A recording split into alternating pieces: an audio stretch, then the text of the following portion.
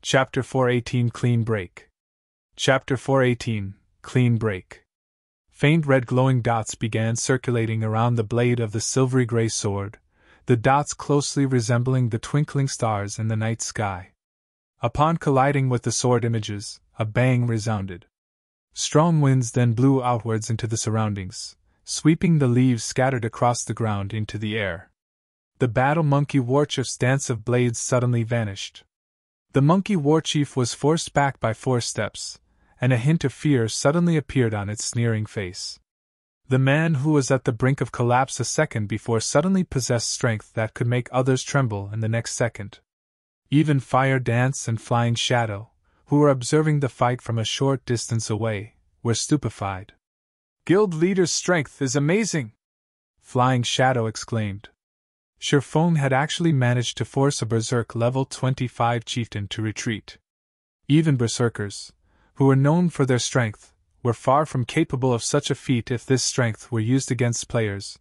Even if Shifeng did not use any skills, he could still finish them off with a single attack.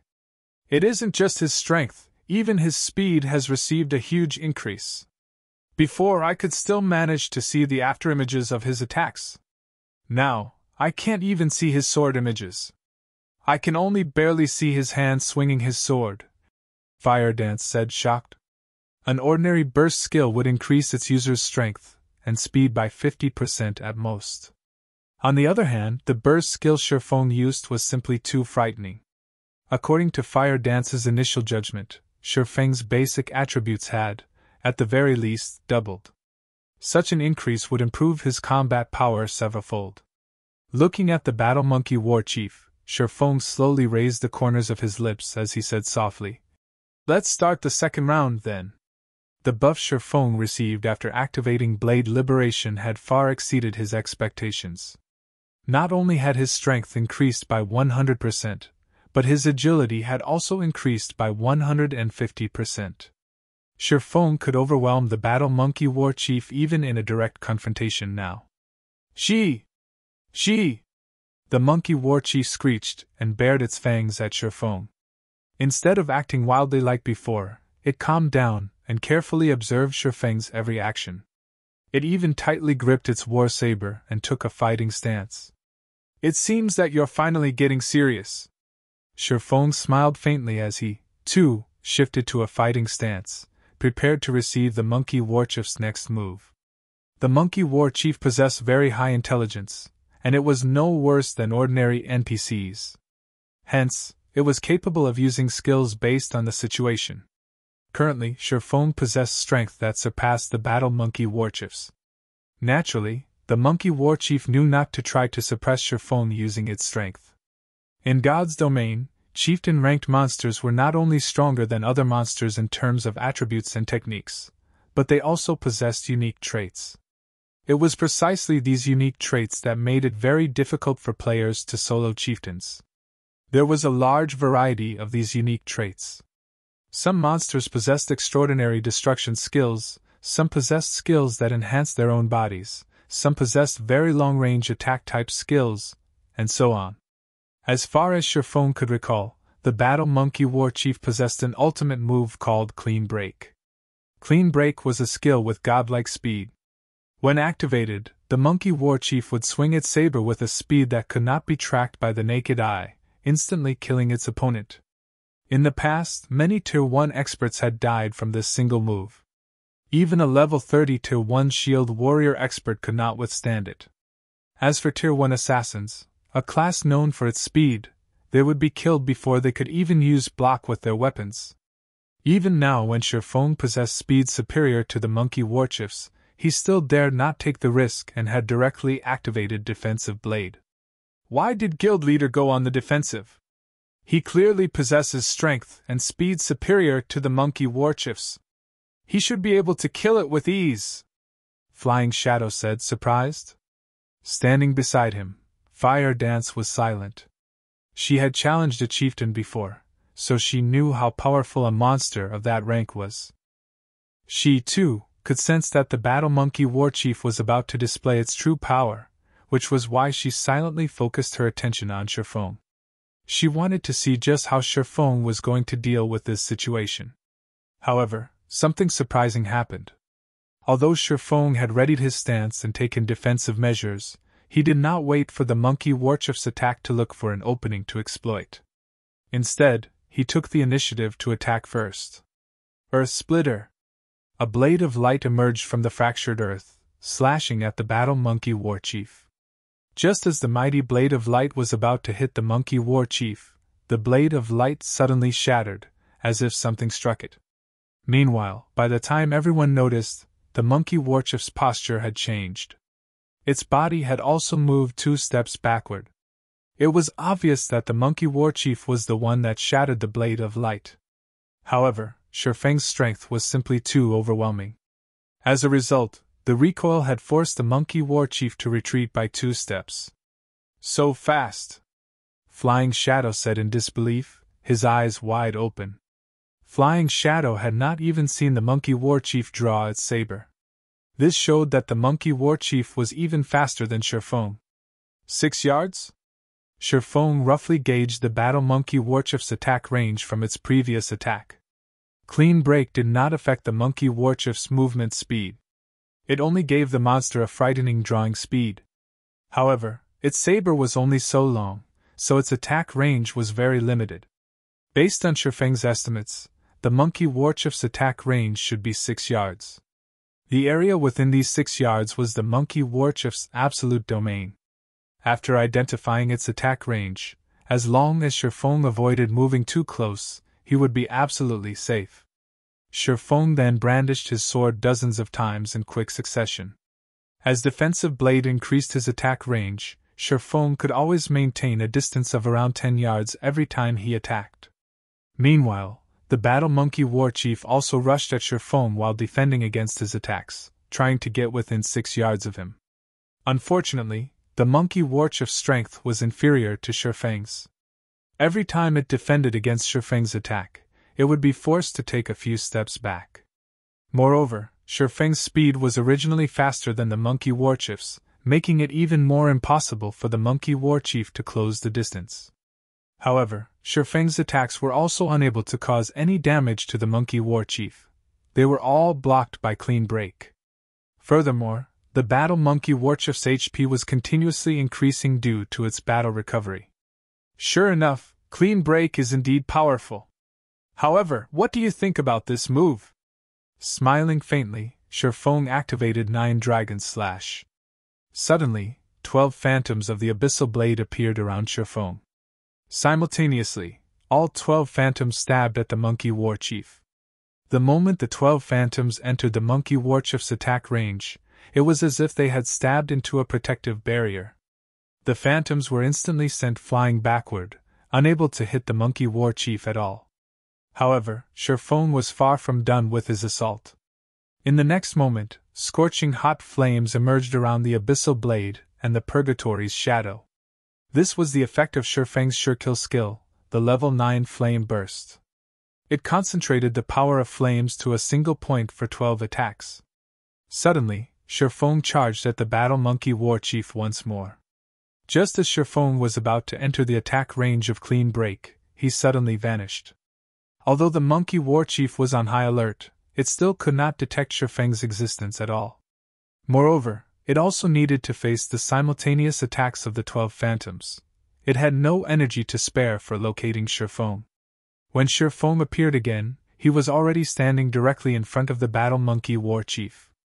The abyssal blade was also only a short distance away from hitting the monkey warchief. Yet, the monkey warchief still managed to block the magic weapon with its godlike skill, clean break.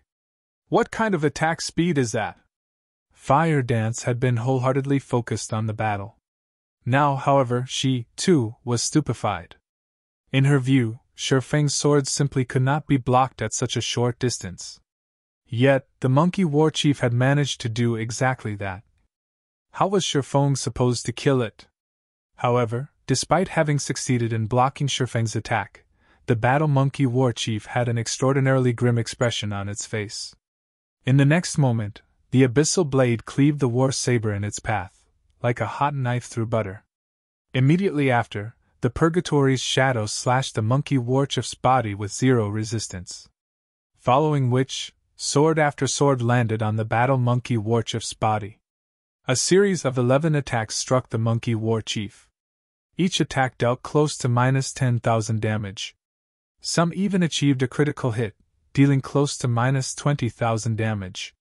The total damage caused by the 11 slashes completely surpassed the battle monkey warchief's 140,000 HP. The battle monkey warchief was as dead as a doornail. It's my win.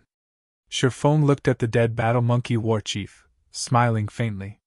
At this moment, he was mentally exhausted. He sat down involuntarily, his body unable to even stand properly. Following which, the sound of an emergency notification from the system rang out by his ears. Chapter 419 Mysterious Guests. Chapter 419 Mysterious Guests. Guild Leader? Fire Dance activated wind steps and rushed over to the fallen Sherfong. Flying Shadow, on the other hand, was completely stunned by what he had seen. He was still in a complete daze. Guild Leader, what's wrong? Fire Dance asked, panicking as she looked at Sherfeng's pale complexion. Ultimately, God's domain was only a game. Even if a player entered a weakened state, only their attributes would decrease. The debuff definitely would not weaken a player's mental state. It's nothing. I'm just tired, that's all. Sherfong muttered a reply. I'm going to enter system sleep mode to rest for now. You two take care of the loot and meet back up with Aqua. Remember, continue to grind in the gorge and do not go anywhere else. The battle monkey commander was not an ordinary chieftain. It was a chieftain found inside the White Fog Canyon, far different than other chieftains. Without void steps, even if Fire Dance and the others joined hands to fight it, they would inevitably have to flee. If Sherfong had not used void steps during his battle, defeat would have been his only outcome. Sherfeng's mental capacity had long since reached its limit. Now that he had used void steps again, he had exceeded that limit. Nothing good would come from a player exceeding their own mental limit. Hence, the main god system would automatically send an official warning, suggesting the player to enter sleep mode. Players could recover their mental capacity while in sleep mode. In reality, it was exactly the same as sleeping. Only, while resting in sleep mode, players could recover more thoroughly. After instructing Fire Dance, Sherfong entered sleep mode and logged out of the game to rest. Sister Fire Dance, what happened? Flying Dance asked curiously when he saw Sherfong log off as soon as he arrived. Guild Leader is exhausted and has logged off to rest. Let's tidy up the drops here and return to the gorge, Fire Dance said, sighing relief. Logged off to rest? Flying Dance was surprised, his mind riddled with questions. This was the first time he had heard of a player needing to log off to rest due to a battle. Flying Shadow had once tried to grind continuously for over 10 hours. Although he was tired after his endeavor, he was fine after he ate some food and went to the hotel to rest. Now, Sherfong actually needed to log off and rest. However, after giving it some thought, Flying Shadow found nothing strange about this situation. After all, despite the battle monkey warchief being such a powerful monster, Sherfong had soloed it with that mystifying move. It was unbelievable. Hence, it was not at all strange that it would take such a toll on his guild leader. On the contrary, it was perfectly reasonable. It would be awesome if I could learn that move. Flying Dance was still fascinated when he thought back to Sherfeng's battle. But I think it will be very difficult to convince guild leader to teach me such a powerful move. No! I cannot give up! As long as I contribute more to Zero Wing, guild leader might agree to teach me if I ask. Flying Shadow's loyalty towards Zero Wing soared once more. He inwardly vowed to contribute his all to Zero Wing.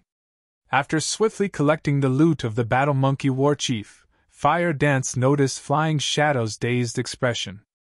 At this sight, she could not help but chuckle, saying, Flying Shadow, stop daydreaming. We're going back to the gorge. Fire Dance could, more or less, understand Flying Shadow's thoughts. A player soloing a Berserk level 25 chieftain in God's domain was undeniably a miracle. Furthermore, The mysterious technique Shifeng had used shattered the common ideas everyone had of battles in God's domain. Hence, how could she blame him for being mystified?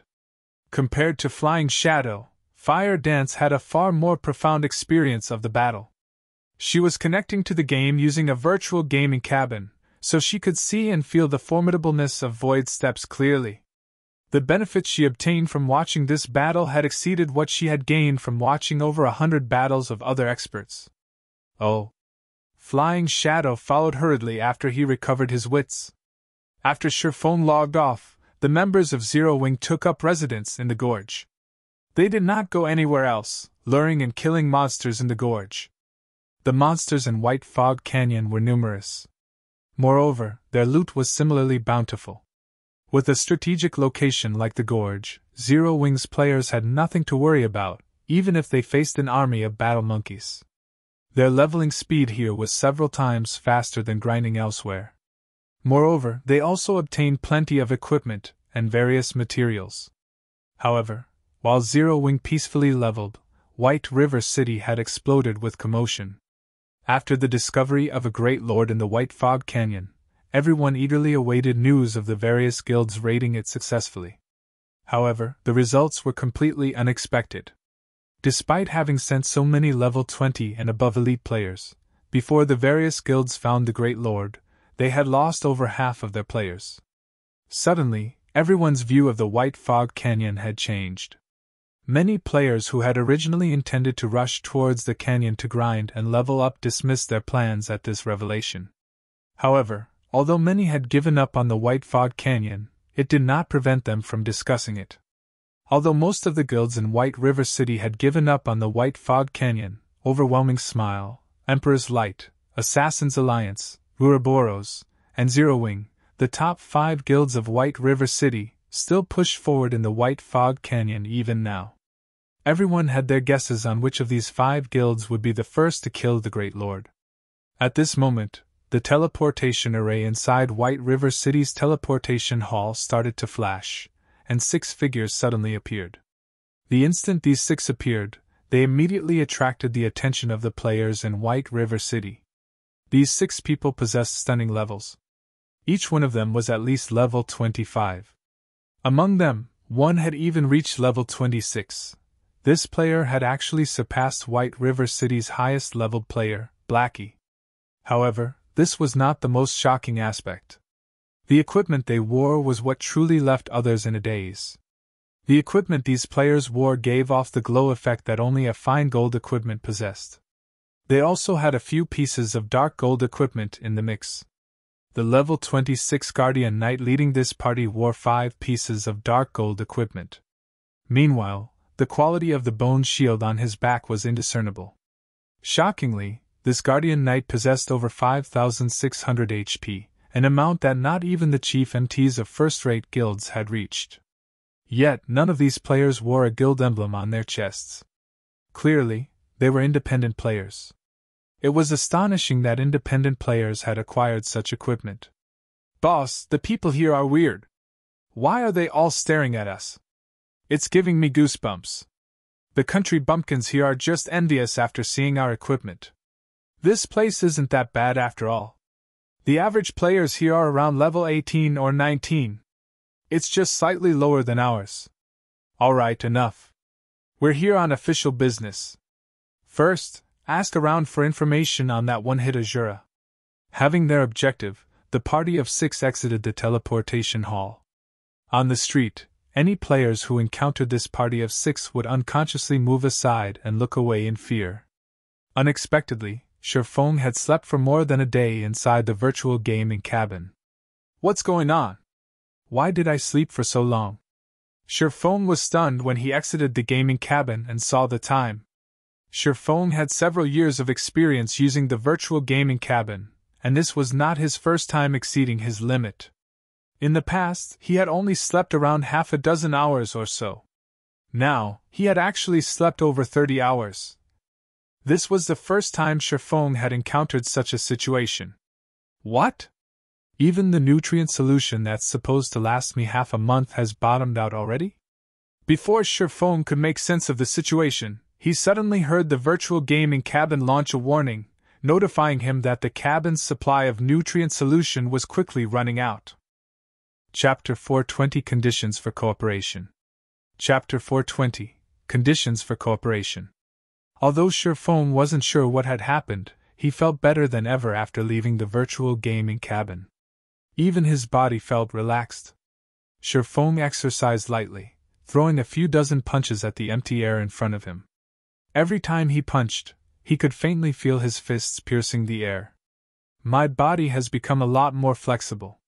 Even the speed of my punches has improved significantly. It seems that the best way to train is with moderation. Sherfone could immediately tell his body's current condition after his workout. Previously, Sherfone had trained relentlessly, constantly maintaining physical tension. Over time, he would become exhausted. Even when he drank nutrient fluids, the effect was limited and would never fully relieve his exhaustion. After over 30 hours of rest, he was completely relaxed. As a result, he could now display his true power. Although his physique had not improved, he was now more flexible than before. This was something that Sherfone had always wanted. After sleeping for so long, I wonder if anything has happened in the White Fog Canyon. Hopefully, Aqua doesn't risk the team and delve further into the canyon. After Sherfang's brief moment of joy, his mind suddenly drifted to the dangers in the White Fog Canyon, and he began to worry. The White Fog Canyon consisted of two regions, the outer and inner region. The battle monkeys in the outer region were tolerable, and there were only a few traps and forbidden areas. However, after entering the inner region, not only were all the monsters there level 25 and above, but the majority of the monsters were also special elites. The danger in the inner region was many times higher than the canyon's edges. With only Zero Wing's 500 members, even if they had a few dozen Tier 1 players in their midst, they would suffer terrible losses should they venture into the inner canyon. Most of Zero Wing's experts were on the team of 500. If they died, Zero Wing would suffer for it. Worrying about the possibilities, Sherfone hurriedly ordered takeout. At the same time, he also contacted the game store and purchased a large batch of nutrient solutions. He had nearly depleted the nutrient solution in his cabin, and although he could use the gaming cabin without it, the nutrient solution was meant to counter certain situations. If he did not replenish the solution, should he exceed his mental limit again, his body would not recover to its peak condition like it had this time. After a short rest, Sherfone was ready to enter God's domain once more. Suddenly, however, his quantum watch rang. Looking at the caller ID, Sherfone discovered that it was Manager Shao of Big Dipper Training Center. Why is he contacting me all of a sudden? Sherfone recalled that, regarding the matter of cooperation with Big Dipper, Manager Shao said he needed to discuss things further with his superiors before making a decision. In the end, 4 days had passed since they spoke. Manager Shao had not contacted him. Assuming that negotiations had failed, Sherfone gave up on the notion of cooperating with Big Dipper. Beyond that, Sherfone had been busy with his legacy trial, so he had forgotten about the matter entirely. Only after seeing the caller ID did Sherfone recall it. Originally, Sherfone had already prepared to start his own training center. In any case, he had 30 million credits from Gentle Snow, so he had the funds to start one on his own. After a moment, he answered the call. However, upon seeing Manager Zhao's appearance, he had to ask, "Manager Shao, what's wrong with you?" In the image displayed by his quantum watch, Manager Shao looked exhausted. It looked as if the man had not slept for days. There were even dark circles beneath his eyes. Manager Shao was a martial artist, so his physique was far from that of an ordinary person's. He also had the benefit of the nutrient fluids. Even if Manager Shao had stayed up for a few nights, he shouldn't look this miserable. "Ha! It's nothing! It's nothing!" Manager Shao laughed. "Master Sherfone, regarding our previous discussion, I've reported the situation to my elder brother. My elder brother held a directors' meeting specifically for this purpose. In short, we agree to your conditions. However, we have a condition of our own." "A condition?" Sherfone chuckled before continuing. "What condition?" Although Shifeng was physically only 22 years old, he was mentally over 30. He had experienced many negotiations before, so he could instantly tell that manager Xiao was hiding something. Currently, God's domain's popularity had exploded. An increasing number of people had become addicted to the battles in God's domain, and many had lost interest in the fights in real life. Naturally, this would affect locations such as training centers and dojos. Based on Manager Zhao's appearance, Shifeng was sure of it. Big Dipper Training Center's business was declining rapidly, so much so that it had caused even those in power in Big Dipper to tremble. Hence, they needed someone that could revitalize Big Dipper. Although fighting competitions were becoming less popular, there was still a market for them. Only other than possessing first-class facilities, Big Dipper had nothing else to offer. Compared to the dojo commanded by Jinhai City's champion fighter, Chen Wu, Big Dipper Training Center was significantly inferior. If they had a martial arts master to lead the training center, helping them forge a name for themselves and acting as a combat instructor, they could save themselves from their current decline. After all, the combat techniques displayed in God's domain were mostly evolutions of the combat techniques found in real life. We require Master Shifeng to compete against a well-known fighter. As long as Master Shifeng wins, we have no issues agreeing with all of the conditions you have previously stated. Manager Xiao explained. May I know your thoughts on this? Even a fool could tell that the big shots of Big Dipper wished to test Shifeng's strength and at the same time, increase Big Dipper's reputation. Meanwhile, to garner fame for the training center, Shifeng's intended opponent would certainly be powerful. Fine, but I have another condition. Shifeng answered. Master Shifeng, please don't hold back. Manager Xiao said excitedly upon hearing Shifeng's reply. If I win, I want 5 virtual gaming cabins and 15 S-rank nutrient fluids. Shifeng coveted the S-rank nutrient fluids. It was something that he could not buy even if he had the money. The virtual gaming cabins were similarly in high demand. Currently, Zero Wing's workshop was still in its development phase. If he wanted to improve the workshop quickly, he needed a large number of experts. However, ordinary experts of God's domain would not do. He needed top-tier experts. With the virtual gaming helmet's 90% sync rate, it was simply impossible to nurture a top-tier expert. However, until this day, Zero Wing only had a measly 5 virtual gaming cabins. Ignoring the ones dedicated to himself, Fire Dance, and Blackie, there were only 2 cabins available for the other core members of the workshop. If he could obtain another 5 virtual gaming cabins, although not every core member could have their personal cabin, rotating use should suffice. Manager Xiao felt cornered upon hearing Shifeng's request. 15 bottles of S-rank nutrient fluids. With Big Dipper's connections, they could barely obtain so many. As for the 5 virtual gaming cabins, there were no problems on that end either. However, these items together were worth around 30 million credits.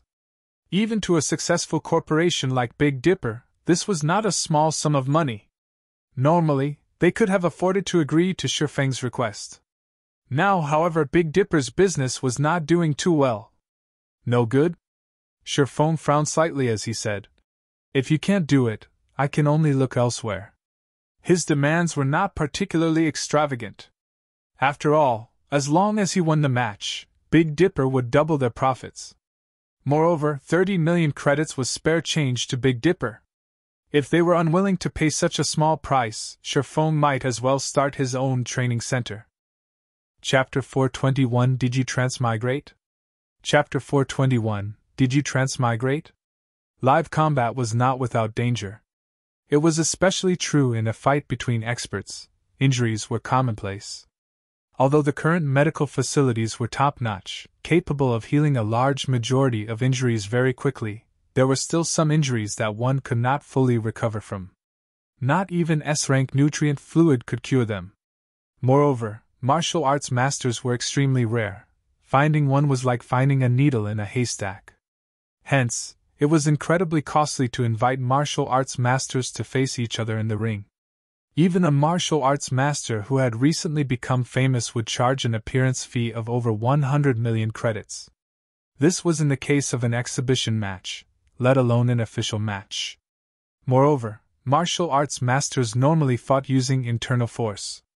Internal force possessed great power. Even if an attack containing internal force did not strike a vital point, it could still cause significant damage to the opponent. Regardless of whether they would win or lose, martial arts masters would not agree to fight one another if they're without sufficient potential gain. Shi Feng's grasp of internal force had already reached the standard of a martial arts master. Although he was not famous in any way, he would not undervalue himself. His price of 30 million credits was quite reasonable. Shi Feng wouldn't have even considered the competition if it were not for his new flexibility. After all, injuries were no laughing matter. The higher-ups of Big Dipper must be dreaming if they thought they could get him to fight for free. This was why battles in God's domain were gradually replacing fighting competitions in the real world, becoming increasingly popular among the public masses. Not only were the battles in God's domain safe, but players also had no scruples when they fought each other. Furthermore, players in God's domain possessed physiques that far surpassed their bodies in the real world. They could easily perform actions and combat techniques that were impossible in the real world. Take void steps, for example. This footwork had already far surpassed what ordinary humans could accomplish. It was simply impossible to perform in the real world. However, it was possible in God's domain. A fight between ordinary humans just couldn't compare to a fight between superhumans. If it were only a battle inside God's domain, Shi Feng might have agreed without an appearance fee. Manager Xiao frowned in the video, hesitation appearing in his eyes. Suddenly, however, a disembodied voice addressed Shi Feng. Mr. Shi Feng, I agree to your demands. If you win, we will deliver 5 virtual gaming cabins and 15 bottles of S-rank nutrient fluids to your doorstep. Elder brother! The other voice from the call was Xiao Yan's elder brother, Xiao Yu, the true wielder of the power of Big Dipper. Xiao Yu then took over the call and spoke with Shi Feng directly. Although Xiao Yu and Xiao Yan had very similar appearances, after being the chairman of Big Dipper for so long, Xiao Yu projected an aura of natural dignity and power with both his voice and demeanor. This aura made one unconsciously bow with respect before Xiao Yu. However, this aura of authority was useless against Shi Feng. He was not uncomfortable around this aura in the slightest. When is the battle? We still need to prepare for this, so the fight should be in roughly 4 days. As for the exact time, we will contact Mr. Shi Feng with the details in the future. All right. After Shi Feng and Xiao Yu set their appointment, the video call disconnected. Elder brother, Big Dipper has already spent a huge sum of money on nurturing the student fighters. If we spend another 30 million, it will have a massive impact on Big Dipper's future plans. Xiao Yan looked at Xiao Yu skeptically. The premise of paying for those items is that Shi Feng can win. Before the battle has even begun, you are already so confident of his victory. It seems that this Shi Feng is not a simple man. Xiao Yu glanced at Xiao Yan. He then shifted his gaze as he examined the test record on his table, smiling. The data on the test record was precisely what Shi Feng had left behind at Big Dipper. Such a young man is actually capable of using internal force and achieving a punching power 576 kilograms. Although he cannot compare to those other martial arts masters, he is still impressive. This appearance fee is not expensive at all. If we deepen our relationship now, it will benefit future cooperation. I understand. Xiao Yan helplessly nodded. Back in his apartment, Shi Feng logged into God's domain. What is going on here? Shi Feng could not help his surprise when he saw the scene before him. As far as the eye could see, corpses of players and battle monkeys littered the ground. Some of these players were guild players, and others were independent. Overall, there were over 300 player corpses. Furthermore, there were even more players currently engaged in combat, with 5 to 6 players dealing with a single crimson-eyed battle monkey. The players fighting were all level 20 and above, and they all possessed significant strength. Many parties here were far more powerful than the elite parties of guilds. Originally, the White Fog Canyon had been a forbidden area for players. Now, however, it had become infested. Shi Feng was confused. He had only logged out of God's domain for slightly more than a day, Yet, he was already so unfamiliar with the White Fog Canyon. Brother, are you alone? Seeing as you are level 22, you should have some decent skill. Why don't you join our party? If equipment drops, we'll split it equally. How about it? Before Sherfone could digest the information before him, a party of 6 approached him. Leading the party was a red-haired beauty geared with light blue scale armor. The woman had a forthright appearance, and the body-fitting scale armor fully displayed her tall and slender figure. She was no less attractive than Zhao Yueru. This red-haired beauty was a level 22 shield warrior, and the shield and one-handed saber hanging on her back were both secret silver rank. The majority of her equipment was also secret silver rank. Moreover, there was no sign of a guild emblem on her chest, so she was clearly an independent player. As for the others in the woman's party, they were all at level 21. Their equipment was also mysterious iron rank and above. Overall, this independent party was stronger than even the elite parties from major guilds. Are you referring to me? Sherfone asked strangely. At this moment, he appeared as Black Flame. Although he kept his ID hidden, there was not a single soul in White River City who would not recognize him. However, this red-haired beauty had actually said to him, "You should have some decent skill," and had even invited him to join them. Sherfone was speechless. You're funny. Who else would we be speaking to? The red-haired beauty laughed as she pointed to the surroundings. She then continued, Are you worried that we will go back on our word once the loot drops? If you're worried, then we can sign a main god contract. You can relax with that, right? At this moment, capable-looking male elementalist said, Cloud, what's the point of wasting your time with this little brat? If he doesn't want to join us, then so be it. We are more than enough to deal with these crimson-eyed battle monkeys. We'll just earn less if we invite another person. Sherfone could not help but laugh bitterly as he shook his head. He had guessed that none of them recognized him. Or, to be precise, none of them recognized the #1 expert of Star Moon Kingdom, Black Flame. As for matters like swindling equipment, Sherfone was not worried whatsoever. In White River City, even an organization like Underworld would not get away with stealing loot.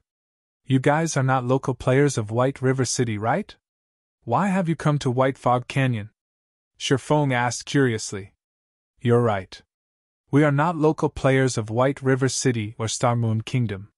We came from Beacon City of the Black Dragon Empire. However, that's really not surprising though, right? Many of the parties here have also come from different cities and countries. Didn't you know that? You couldn't have transmigrated, right? Chapter 422 Warfire Set Equipment. Chapter 422 Warfire Set Equipment. Sherfone was rendered speechless by the red-haired beauty. If possible, he really wanted to say that he had not transmigrated, but had reincarnated instead. Are there players from other countries as well? Sherfone looked at the surrounding players. Confused, he asked. The teleportation fees between countries are not cheap.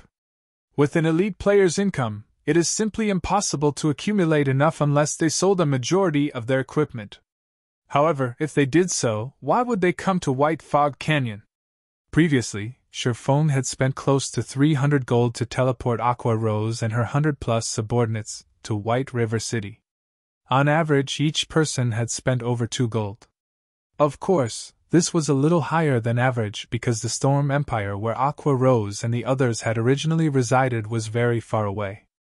However, even if a player came from the Black Dragon Empire, they would need to pay around 1 gold 40 silver to reach White River City. Only those powerful players might be able to afford such a fee. As for the party of independent players before him, even if they emptied their pockets, at most, they would have 20 to 30 silvers. Accommodations, food, potions, repairs, and such things required a lot of money, so it was not possible for players to save too much. Yet, among the crowd of players in White Fog Canyon, many had traveled across countries to visit. This was simply madness. You came to White Fog Canyon without even knowing this? The red-haired beauty's eyes widened, looking at Sherfone as if he were a fool. Suddenly, Sherfone was momentarily stunned as he thought of a possibility. Don't tell me they've already discovered the secret of the Starfire ore? Shifeng's chest tightened. He then shook his head, denying his thoughts. No. Even if the secret of the Starfire ore had been discovered, there had not been this many players traveling to White Fog Canyon from other countries in the past. Although Starfire ore was quite valuable, it was not that easy to obtain in White Fog Canyon. The risks outweighed the benefits by far. Even in the past, not many players had risked themselves for the ore. On top of that, the levels of the current player population were much lower than in the past. With far greater risks, the canyon should not have attracted so many people. Moreover, in the hands of others, Starfire ore was not particularly valuable. Each ore was only worth 1 silver. Only by collecting 100 ore could one earn 1 gold. However, with the level and tier of the current players, the difficulty of collecting 100 Starfire ore was more difficult than clearing a 20-man hard mode team dungeon. Shifeng had considered Starfire ore profitable because he had the Horizon Alliance, a lifestyle guild, working under him. There were even a large number of amazing forgers working for him. With the Starfire ore, he could produce various high-level equipment and make a huge profit. Cloud, let's stop wasting time with this brat. If this continues, the others will steal all the remaining crimson-eyed battle monkeys. How are we supposed to make a profit then? The elementalist grumbled indignantly. Don't forget, we borrowed a lot of money to come here. If we waste any more time, our equipment will belong to someone else. You really do not know? The red-haired beauty asked again. However, seeing Shifeng's confused gaze, she didn't think he was lying. Previously, she thought Shifeng belonged to another party when she saw him. However, after observing him for a while, she discovered that Shifeng was alone. A level 22 assassin would find it very difficult to venture so far into the White Fog Canyon, much less a swordsman. For this reason, she was optimistic about Shifeng's strength. If their party had another strong player, they could explore further into the canyon. At that time, they would have fewer competitors, and their opportunity to make a fortune would grow. I really do not know. I haven't logged into the game for over a day now. What exactly happened while I was gone? Shifeng spoke truthfully, a bitter smile on his face. So that's why. However, you really are amazing. Despite not logging into the game for over a day, you are still level 22. The red-haired beauty laughed. I'll tell you then. One day ago, one of the monsters in White Fog Canyon dropped an amazing item, so we hurried over. We'll make a fortune if we obtain that item. An amazing item? Making a fortune? Shifeng searched his memories. Soon he laughed and said, Might you be talking about the Warfire set equipment? That's right. It's the Warfire set equipment. The red-haired beauty nodded. Immediately she rolled her eyes at Shifeng, saying, So, you do know about it. I was just wondering if you had some other method to earn money. Shifeng apologized. However, the drop rate of the Warfire set equipment is extremely low.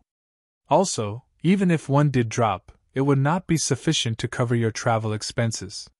The Warfire set equipment was unique to White Fog Canyon, and any player could equip it.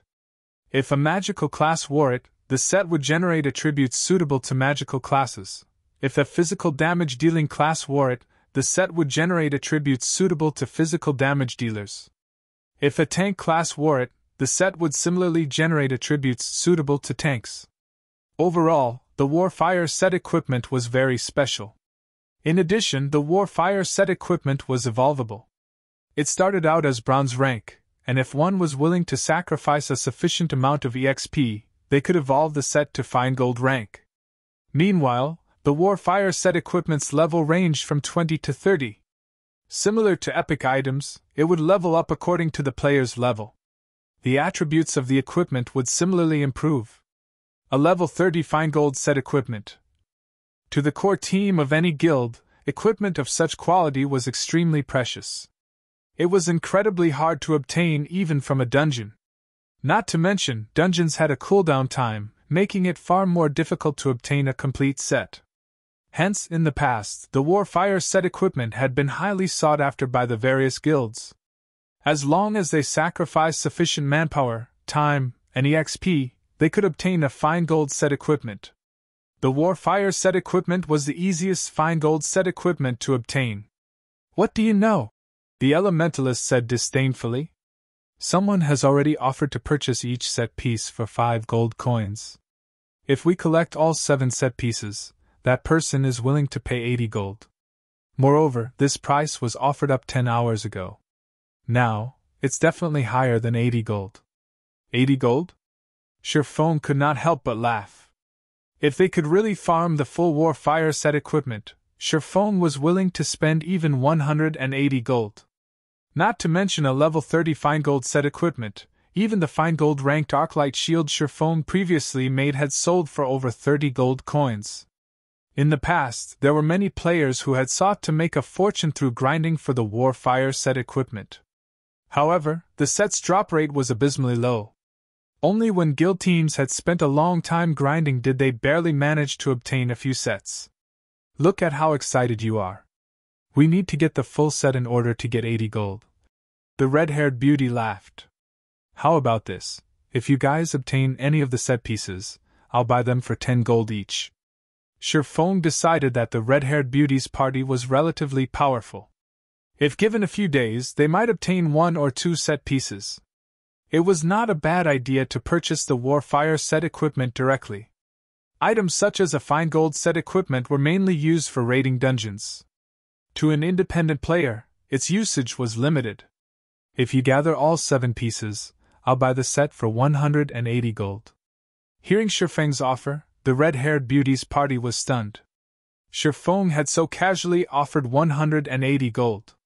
It was not easy to obtain so many gold coins, even if one had the credits to afford them. Not even the tycoon players could come up with so many gold coins at a moment's notice. However, they had actually met such a player. At this moment, all 6 had the same thought. They've met a godlike tycoon. Chapter 423 Final Cave. Chapter 423 Final Cave. Are you serious? The red-haired beauty could not help but reevaluate her opinion of Sherfeng, going as far as using an identification skill on him. However, other than the fact that Sherfeng was level 22, she could not uncover any information about Sherfeng. The beauty's companions had similarly focused on Sherfeng, hoping he would confirm their suspicions. Sherfeng's offer of 10 gold coins for each piece of the Warfire set far surpassed any offer they had received thus far. Furthermore, if they could collect the entire set, they could sell it to this swordsman for 180 gold, making a fortune. Of course. We can add each other as friends. As long as you obtain the Warfire set equipment, you can contact me anytime, Sherfeng said, smiling. What a joke. That was the Warfire set equipment. If he bought it for 180 gold, he would only profit. Fine gold set equipment dropped from level 20, 50-man large-scale team dungeons. Moreover, only hard mode dropped them. Only 100-man hell mode team dungeons would drop dark gold set equipment. Unfortunately, it was too difficult to collect a complete set. As for the Warfire set equipment, Sherfeng recalled a few valuable farming locations for it. It was not because those locations had higher drop rates, but because the battle monkeys there were densely packed. The more monkeys one killed, the higher chances they would have of the set equipment dropping. Although Sherfeng wished to grind for a few pieces himself, those locations required a sufficiently powerful team. With Zero Wing's current 500-man team, farming in those areas would be suicidal. At the very least, they needed a team of 500 Tier 1 players. For now, the only thing Sherfeng could do was to enter the inner region of the White Fog Canyon and mine Starfire Oregon. Excellent! My name is Virtuous Cloud. We will contact you if we obtain the Warfire set equipment. Virtuous Cloud sent a friend request to Sherfeng. Sherfeng then clicked. Accept. Black Flame, is it? Okay, I will remember it. Virtuous Cloud nodded when she saw Sherfeng's alias appear on her friend's list. I will contact you once we obtain the equipment. At that time, make sure you do not reject my call. Sherfeng simply smiled in response before walking towards the gorge. At the same time, he contacted Aqua Rose. Guild leader, you're finally online. I have some important news for you, Aqua Rose said, smiling. You must be talking about the large number of outsiders arriving in White Fog Canyon, right? I've already learned about it. Where are you right now? Why don't I see any of you in the gorge? What's the status of the team? By this time, Shifeng had arrived at the gorge. However, the area was desolate, which worried him somewhat. We don't know where we are right now. We had kept to the gorge, grinding. However, somewhere along the way, over a dozen flame guards suddenly ran out of the inner region of the canyon. These flame guards were all level 28 lords. Their flame domain was simply too powerful. As the battle monkey army waited for us outside the gorge, we had no choice but to go further into the White Fog Canyon. Fortunately, we got lucky. We retreated to a place called the Final Cave. The flame guards were huge. They couldn't follow us into the cave. However, they've been standing guard outside the entrance, so we can't leave. Final Cave? Where is it? Shifeng was surprised. He was very familiar with the White Fog Canyon. However, he had never once heard of the Final Cave. We don't know either. The system map doesn't show our location. However, this cave is massive. There are also plenty of monsters here. Fortunately, there aren't any Lord-ranked monsters, so we have been able to cope. Aqua Rose did not know their current whereabouts. While Shifeng had been offline, they had been busy escaping for their lives and had no time to worry about where they fled to. Add me to the team. And don't venture too far into the cave.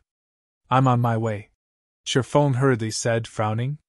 There were many dangerous areas in White Fog Canyon, and it was highly possible that Aqua Rose and the others had found one.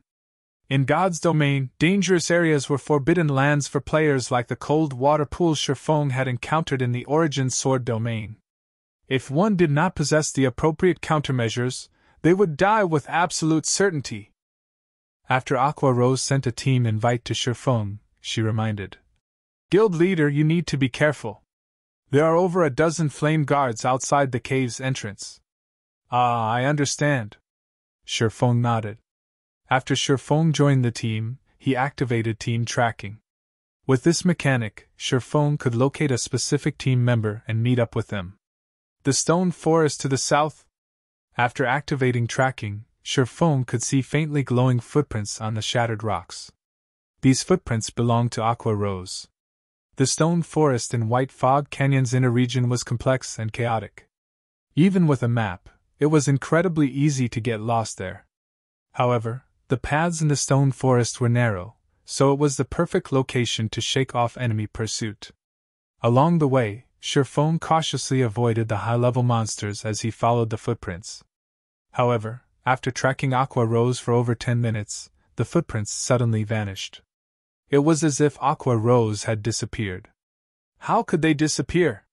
Shifeng's frown deepened as he examined the empty space before him. There was no sign of any caves nearby, much less the large forms of the dozen or so flame guards. Shifeng decided to explore his surroundings. Even so, he still could not find any tracks. Aqua Rose's footprints had just ceased to exist. Could there be a barrier? After giving it some thought, he could only think of one possibility. There were various kinds of barriers in God's domain. Some trapped people inside, some were lethal, and some even contained hidden areas. However, certain conditions must be met to enter a barrier. Aqua Rose and the others must have fulfilled those conditions, so they were able to enter the barrier. Shifeng, however, had not. This was what had troubled Shifeng.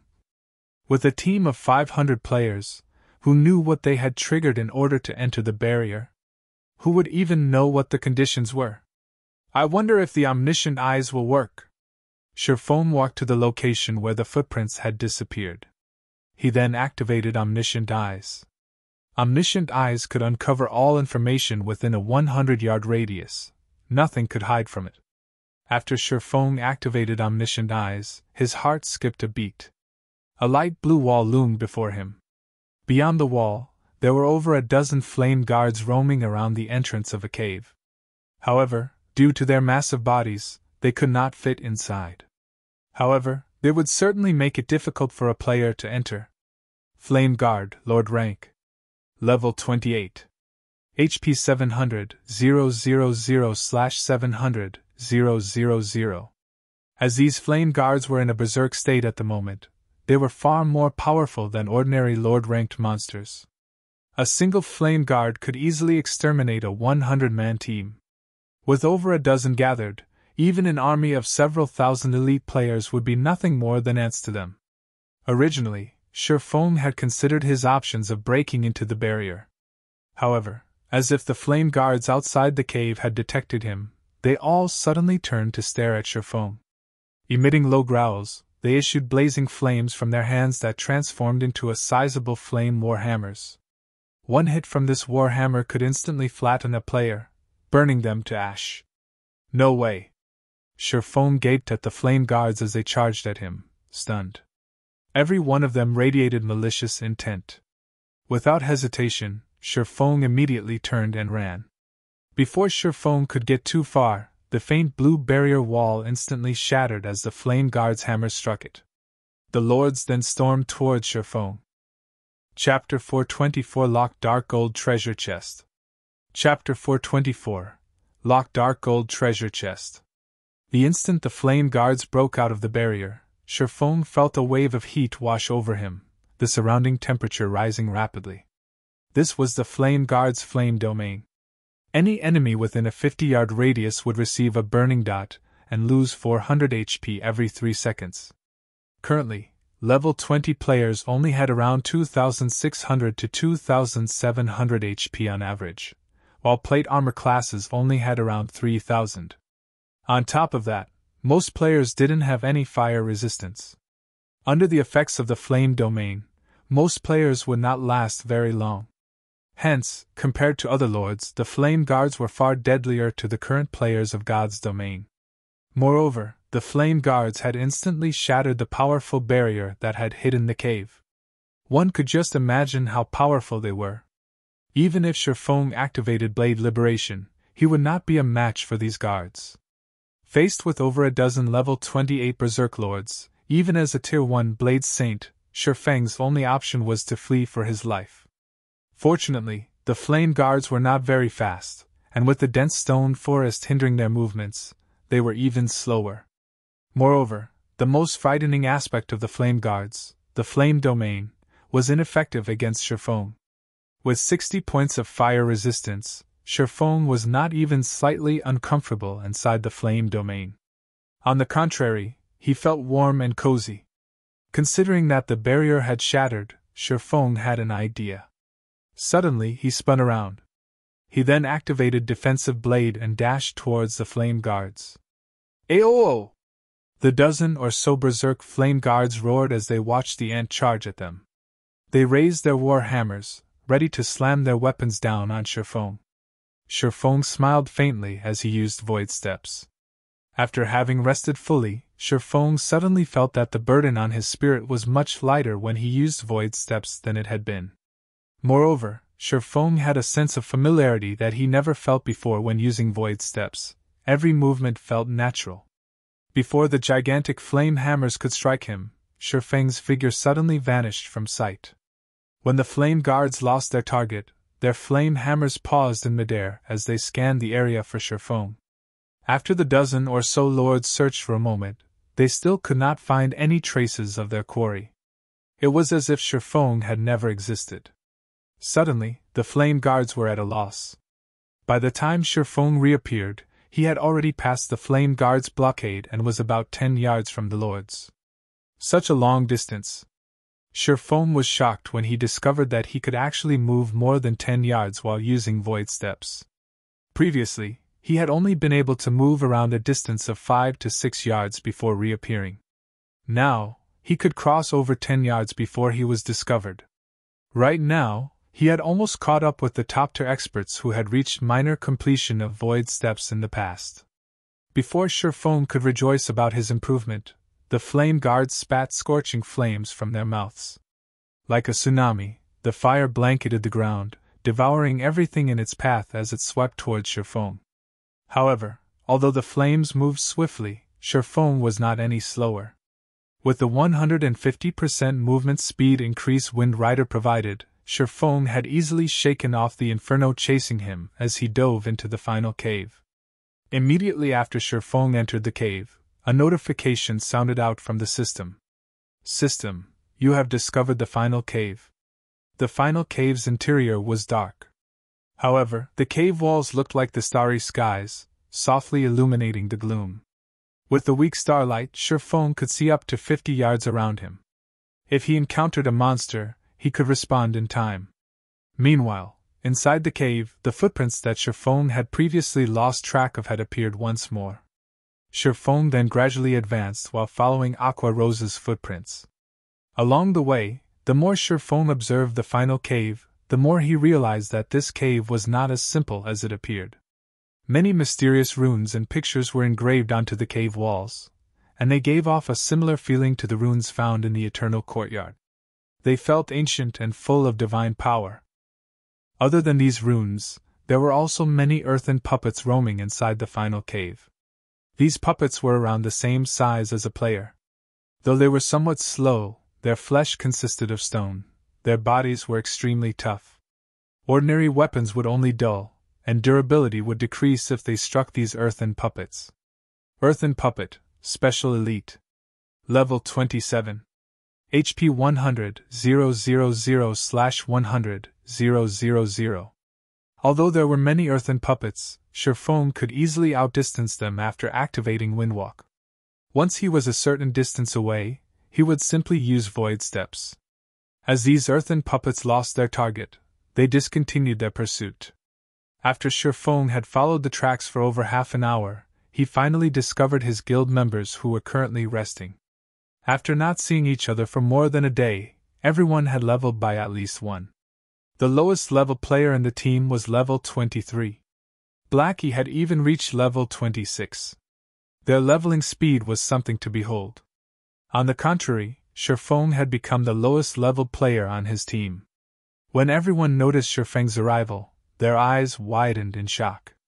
It was as if they had seen a ghost. "Guild leader, how did you manage to get in here?" the Guardian Knight Kola asked, concerned.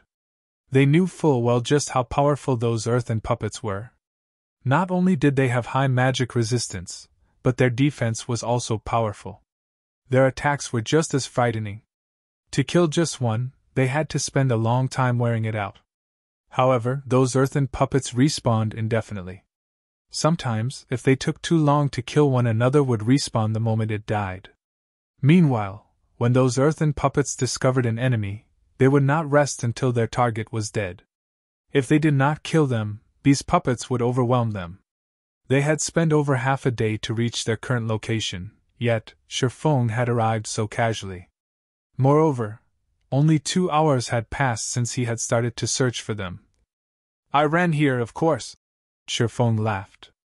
"Guild leader, did you not encounter any earthen puppets?" Aqua Rose asked curiously as she stared at Shifeng, who did not appear exhausted in the slightest. "I met them, but I managed to throw them off." Shifeng smiled. "All right, let's not worry about that. Let's leave." "Guild leader, we can't leave," Aqua Rose said, shaking her head. "Previously, when Fire Dance scouted ahead, she discovered a locked dark gold treasure chest not far from here. She is currently trying to unlock it, while we're helping her fend off the patrolling puppets." "A locked dark gold treasure chest?" Shifeng could not help his excitement upon hearing those words. Shifeng could count on one hand the number of dark gold treasure chests he had encountered in the past. Countless guilds would drool over a dark gold treasure chest because there was a certain chance to obtain an epic item. Dark gold items were extremely rare in God's domain at the moment. As for epic items, most players dared not even dream of owning one. Shifeng had only obtained a few due to good luck. No other guild had one. "Let me have a look at it," Shifeng said as he walked over. The 7 luminaries key Shifeng had obtained from the god's grave allowed him to unlock up to 3 dark gold treasure chests. He still had 2 uses left. When he arrived at the dark gold treasure chest, he noticed Fire Dance trying to unlock it. However, the difficulty of opening a dark gold treasure chest was too high. Fire Dance's unlock skill level was not insignificant, and she had a very small chance of unlocking a dark gold treasure chest. However, after trying over 100 times, she had not succeeded. "Let me try." Sherfone walked over and took out the 7 luminaries key, inserting it into the ancient magic lock. In the next moment, a faint blue glow emerged from the 7 luminaries key and flowed into the lock. With a click, the chest unlocked. Chapter 425 Jack of All Trades. Chapter 425 Jack of All Trades. Underscore. After the dark gold treasure chest unlocked, Sherfone immediately tried to open it. The instant Sherfone touched the treasure chest, however, a sudden sense of danger flooded his mind. He felt as if some poisonous snake stared at him, his body trembling involuntarily. "Guild leader, what's wrong?" Fire Dance, who stood to one side, asked curiously when she saw Sherfone freeze. Sherfone did not answer Fire Dance's question immediately. Instead, he frowned at the golden treasure chest in front of him, before examining his surroundings. Suddenly, he discovered that the terrain here was somewhat unique. The ground 30 yards around the dark gold treasure chest was slightly indented. Although the ground around the treasure chest was 15 centimeters lower, the difference was indistinguishable due to the large area and the dim lighting in the cave. To Sherfone, whose 5 senses were extremely acute, he could even discover traces of spiderwebs. While adventuring in the fields of God's domain, one would frequently stumble across traps. These traps were very powerful, and in the past, many players had given their lives to these traps. High-tiered players were no exception. In the past, while Sherfone was a Tier 3 Sword King, he had fallen into a trap, losing his life. Hence, no one could afford to be careless while adventuring in the wild. With the strange terrain before him, how could Sherfone not grow suspicious? "Fire Dance, stay 40 yards away from this place." Although Sherfone did not know what was special about the area, he would not give up this dark gold treasure chest. Even the most inferior quality item in a dark gold treasure chest was dark gold rank. There was even a small chance to obtain an epic item. Although Fire Dance had no idea what was happening, she listened to Sherfeng's command and distanced herself over 40 yards from the treasure chest. As a safety precaution, Sherfone unsheathed the abyssal blade from his waist. Phantom kill! A doppelganger suddenly appeared beside Sherfone. For 40 seconds, Sherfone could swap positions with his doppelganger instantly. Sherfone had his doppelganger move 40 yards away from the treasure chest as well. "All right, everything seems in place." After Sherfone prepared for the potential trap, he slowly opened the dark gold treasure chest. The instant he opened it, a blinding light escaped from the treasure chest, illuminating the cave. After the light dispersed, Sherfone was stunned when he saw the contents of the treasure chest. A lone dark blue crystal pendant sat inside the chest. Previously, Sherfone had gained multiple items from the dark gold treasure chest he had opened in the god's grave. Among those items, the most valuable was the forging manual for the dragon scale set equipment. Now, however, there was a single pendant inside this dark gold treasure chest. "I wonder what's so special about this pendant." Although Sherfone was slightly disappointed, pendants were extremely rare in God's domain. Dark gold ranked pendants were more scarce. Although it could not compete with the value of the dragon scale set equipment forging manual, it was still a considerable harvest. The moment Sherfone picked up the pendant, a light blue magic barrier appeared 30 yards around the treasure chest, trapping Sherfone within. "A trap that imprisons people?" Sherfone carefully observed his surroundings, noticing that the light blue barrier had sealed him in completely. "Guild leader!" Fire Dance immediately grew anxious. Dashing up to the barrier, she used Instant Kill, a Tier 1 assassination skill. The skill allowed her to attack her enemy with astonishing speed while inflicting massive amounts of damage. It was one of the fastest and most powerful skills among the Tier 1 skills of assassins. However, when Fire Dance's swift and violent attack struck the light blue barrier, her attack was ineffective. The collision did not even generate a small spark. After Fire Dance attacked the barrier, the earth began to tremble. An earthen guard suddenly clawed its way out of the ground within the barrier.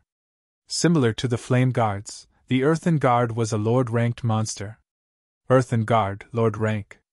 Level 28. HP 1-000-000/1-000-000. Compared to the Flame Guards, however, the Earthen Guard's attack power and defense were far stronger. Although the Earthen Guard was inferior to the Flame Guards against a group of players, against a solo, or a handful of players, it was significantly more devastating than the Flame Guards. So it's a twofold killing type trap. Shifeng suddenly understood his situation. If any other player were trapped in this place, the Earthen Guard might annihilate them. Fortunately, Shifeng was no ordinary player. When the Earthen Guard swung its iron fist down on Shifeng, the air felt as if it had been blasted apart. Not daring to tarry a second longer, Shifeng immediately swapped places with his doppelganger. In the blink of an eye, Shifeng's doppelganger arrived inside the barrier and sent a chop at the Earthen Guard's fist. Meanwhile, Shifeng had arrived outside the barrier, standing safely where his doppelganger had been. However, the difference of strength between the doppelganger and the Earthen Guard was massive. Not only did the Earthen Guard toss the doppelganger, smashing it into the barrier, but it also dealt a damage of over -1,200 points. The doppelganger lost close to 1/3 of its HP after a single hit. If it had not attacked with its sword, its HP would have fallen to critical levels. The Earthen Guard's second punch would have then finished it. Against the Earthen Guard, even Shifeng would last a few hits at best. "Let's go," Shifeng said to Fire Dance, who stood by his side. He could not be bothered to manipulate his doppelganger. "What about the Earthen Guard?" Fire Dance asked worriedly, as she watched the Lord inside the barrier. Fire Dance knew about Shifeng's phantom kill skill. Although Shifeng's doppelganger only had 70% of his attributes, it could still overshadow anyone else in the guild. Yet, Shifeng's doppelganger had barely survived a punch from the Earthen Guard. Its frightening strength definitely surpassed the Flame Guards by severalfold. If such a powerful Lord-ranked monster attacked the team, Kola and the others stood no chance against it. "Relax. It can't get out of there." Shifeng understood Fire Dance's concern. Smiling faintly, he said, "The Earthen Guard should be the barrier's core. If one wishes to break the barrier, they would first need to kill the Earthen Guard. If the Earthen Guard doesn't die, the barrier will remain in place. Hence, even if the Earthen Guard were more powerful, it would never escape." With Shifeng's assurance, Fire Dance relaxed. Unable to help her curiosity, she then asked, "Guild leader, what did you get from the dark gold treasure chest? Not only was it locked, but it was also trapped. The item should be quite valuable, right?" "Right, I had almost forgotten about it. There was only a single pendant inside the chest. I'm not sure what its quality is either. However, at the very least, it should be dark gold rank. We will have truly lucked out if it is an epic item." Shifeng then took the deep blue crystal pendant from his bag. As it was unknown, it could neither be identified nor equipped. "What a high-end item!" Shifeng laughed as he shook his head. He then activated Omniscient Eyes and began his appraisal. Compared to other advanced identification skills, Omniscient Eyes was a jack of all trades. It could ascertain, perceive, and appraise. It was very convenient. During the later stages of God's domain, most items players found would be unknown, and such items needed to be appraised before use. As a result, players had another thing they had to spend money on: appraisal fees. The more valuable an item was, the higher its appraisal fee would be. As a result, many players had chosen to take on Appraiser as a subclass. That way, they could earn an impressive income. Only it was not easy to raise an appraiser's proficiency. Hence, if one wished to have an advanced item appraised, they needed to look for NPC appraisers. If a player managed to learn Omniscient Eyes, they could simply set up their own shop and work full-time as an appraiser. Their fees alone could grant them a life of luxury. Chapter 426 A Godly Tool. Chapter 426 A Godly Tool. When Shifeng appraised the pendant with Omniscient Eyes, the process actually required 10 full seconds to complete. Shifeng had used omniscient eyes to appraise many unknown items before. However, those normally took 1 or 2 seconds, with high-end items requiring 2 or 3 seconds. Even dark gold items only needed 4 or 5 seconds. However, the pendant required 10. Jackpot! Shifeng could not help but smile. Ornaments were much more difficult to obtain than weapons and equipment. Even after reaching level 40, a majority of the players in God's domain would still have around level 20 ornaments. Moreover, these ornaments would be low quality, with mysterious iron rank as the average, and secret silver rank as the more powerful ones. Guild leader, look at how happy you are. What sort of treasure is this? Fire Dance asked curiously upon seeing Shifeng's grin. I don't know. Shifeng shook his head. It's still being appraised. After 10 seconds, a notification from the system sounded out, signifying appraisal's completion. Shifeng then clicked on the dark blue crystal pendant, checking its attributes. What? Shifeng's eyes shone upon seeing the attributes of the pendant. Icarus's heart, necklace, bronze rank can be evolved. Equipment requirement, all attributes 90. Level 20, level 50, currently level 20. All attributes plus 8. Luck plus 5. Additional skill. Divine Providence, temporarily increases players' luck by 20 points for 30 seconds. Cooldown, 1 hour. Evolution condition, absorb the souls of 100 Lord-ranked monsters to evolve to mysterious iron rank. 0/100. Although the Icarus's heart was only bronze rank right now with low attributes, the 5 points of luck were extremely valuable. More importantly, it had Divine Providence, instantly increasing a player's luck by 20 points. This offered a player 25 points of luck. The luck attribute was the most precious attribute in God's domain. Not only could it increase the equipment drop rate when killing monsters, but it could also increase the success rate when producing items. It was an extremely valuable attribute for lifestyle players, and it was an attribute that would never become outdated. With just 1 point of luck in players' current levels, their drop rate would almost double. Although increased values of luck offered diminished returns, 25 points of luck could still increase the drop rate by 6 or 7 folds. If Shifeng activated Divine Providence when killing a boss, skyrocketing his luck, his chances of obtaining a high-quality item would improve significantly. Previously, Shifeng had reaped massive harvests with only the 3 points of luck that Shadow's blessing provided.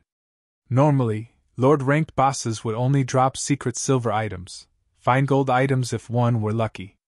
With 25 luck, however, Shifeng could almost certainly obtain a fine gold item when he killed a lord. If he killed a high lord, it might drop a dark gold item.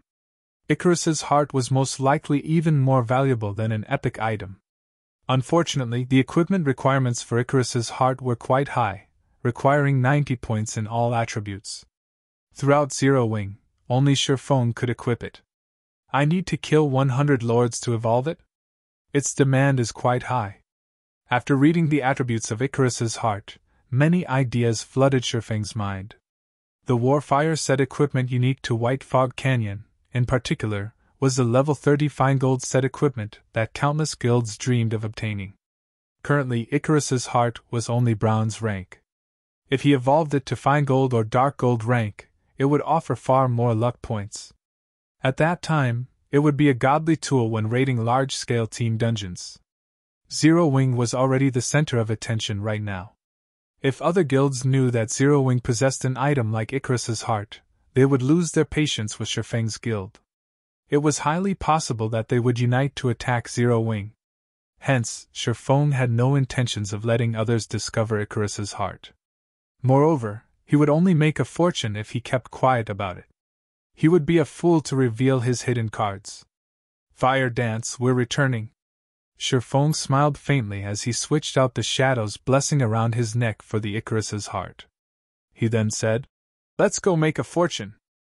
Guild leader, there might be more treasures deeper in the cave. Are we not going to search for them? The final cave intrigued Fire Dance. She had discovered a dark gold treasure chest just by exploring this far. If they searched the cave, they might stumble upon something greater. Shifeng shook his head, laughing bitterly. He said, "Our strength is still lacking. We will only find our deaths if we delve further. If you don't believe me, go down this passageway, and you'll reach a large, empty hall. Take a peek outside the hole, and you'll know." Previously, while Shifeng still had omniscient eyes activated, he had perceived everything within 100 yards of him. Roughly 70 yards away, there was a hole that led to a large hall. Inside the hall, there were 2 level 30 Great Lords guarding a tightly sealed stone door. However, as the path was dimly lit, players could only see around 40 to 50 yards ahead of them, so either of them had noticed the hall before. 2 level 30 Great Lords. One of such monsters could easily annihilate a team of several thousand level 30 elite players. With their team of 500, they would only die if they forged ahead. They wouldn't even be enough to fill in the gaps of the teeth of those 2 Great Lords. Initially, Fire Dance had not believed Shifeng and had chosen to advance. After walking for some distance, she suddenly froze. She had not stopped because she did not wish to continue forward.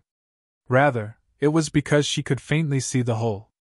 However, Fire Dance could feel power and killing intent that gave her goosebumps radiating from the hole. She felt as if she would plunge into an abyss if she took another step. Fire Dance's intuition was undoubtedly correct.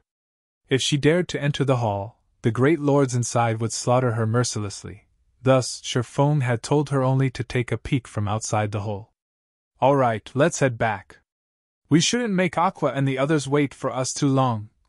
Shifeng laughed as he saw the hesitant look on Fire Dance's face. Fire Dance obediently nodded. She then pouted at Shifeng, complaining, "Guild leader, you're too evil." If Shifeng had told her there were such powerful monsters ahead, she would not have approached them. Fortunately, she had sensed them and stopped. Had she not, the consequences would have been dire. "Relax. Those monsters are only guarding the door. As long as we don't go through the hole, they won't attack us," Shifeng said, laughing. "However, after not seeing you for some time, it seems that your senses have grown sharper. You sensed the danger when you were halfway there." Upon hearing Shifeng's praise, a tinge of red appeared on Fire Dance's cheeks. Even so, she was still somewhat frustrated. Shifeng could sense danger from so far away, yet she had to be so close. After rejoining the team, Shifeng led everyone to the path they had come from. Along the way, they continuously killed the patrolling level 28 earthen puppets. After Shifeng joined the team, the journey that would have originally taken the team the majority of the day was shortened to only a few hours. Everyone's experience bars had soared as they traveled. Shifeng had also risen to level 23 as a result. However, everyone was more shocked by the loot that dropped than they were by their XP gain. Before Shifeng's return, the majority of the loot they had obtained after killing the earthen puppets consisted of level 25 bronze equipment. Very rarely did they obtain level 25 mysterious iron equipment. Now, however, more than half of the drops were mysterious iron equipment. "Guild leader, we've tried fighting the flame guards outside. Unfortunately, we don't have any defense against their flame domain," Aqua Rose said, feeling a slight headache coming over her as she watched the flame guards outside the cave entrance. "The flame domain is indeed a problem. However, we are not without solutions," Shifeng said, smiling as he looked at the surrounding environment.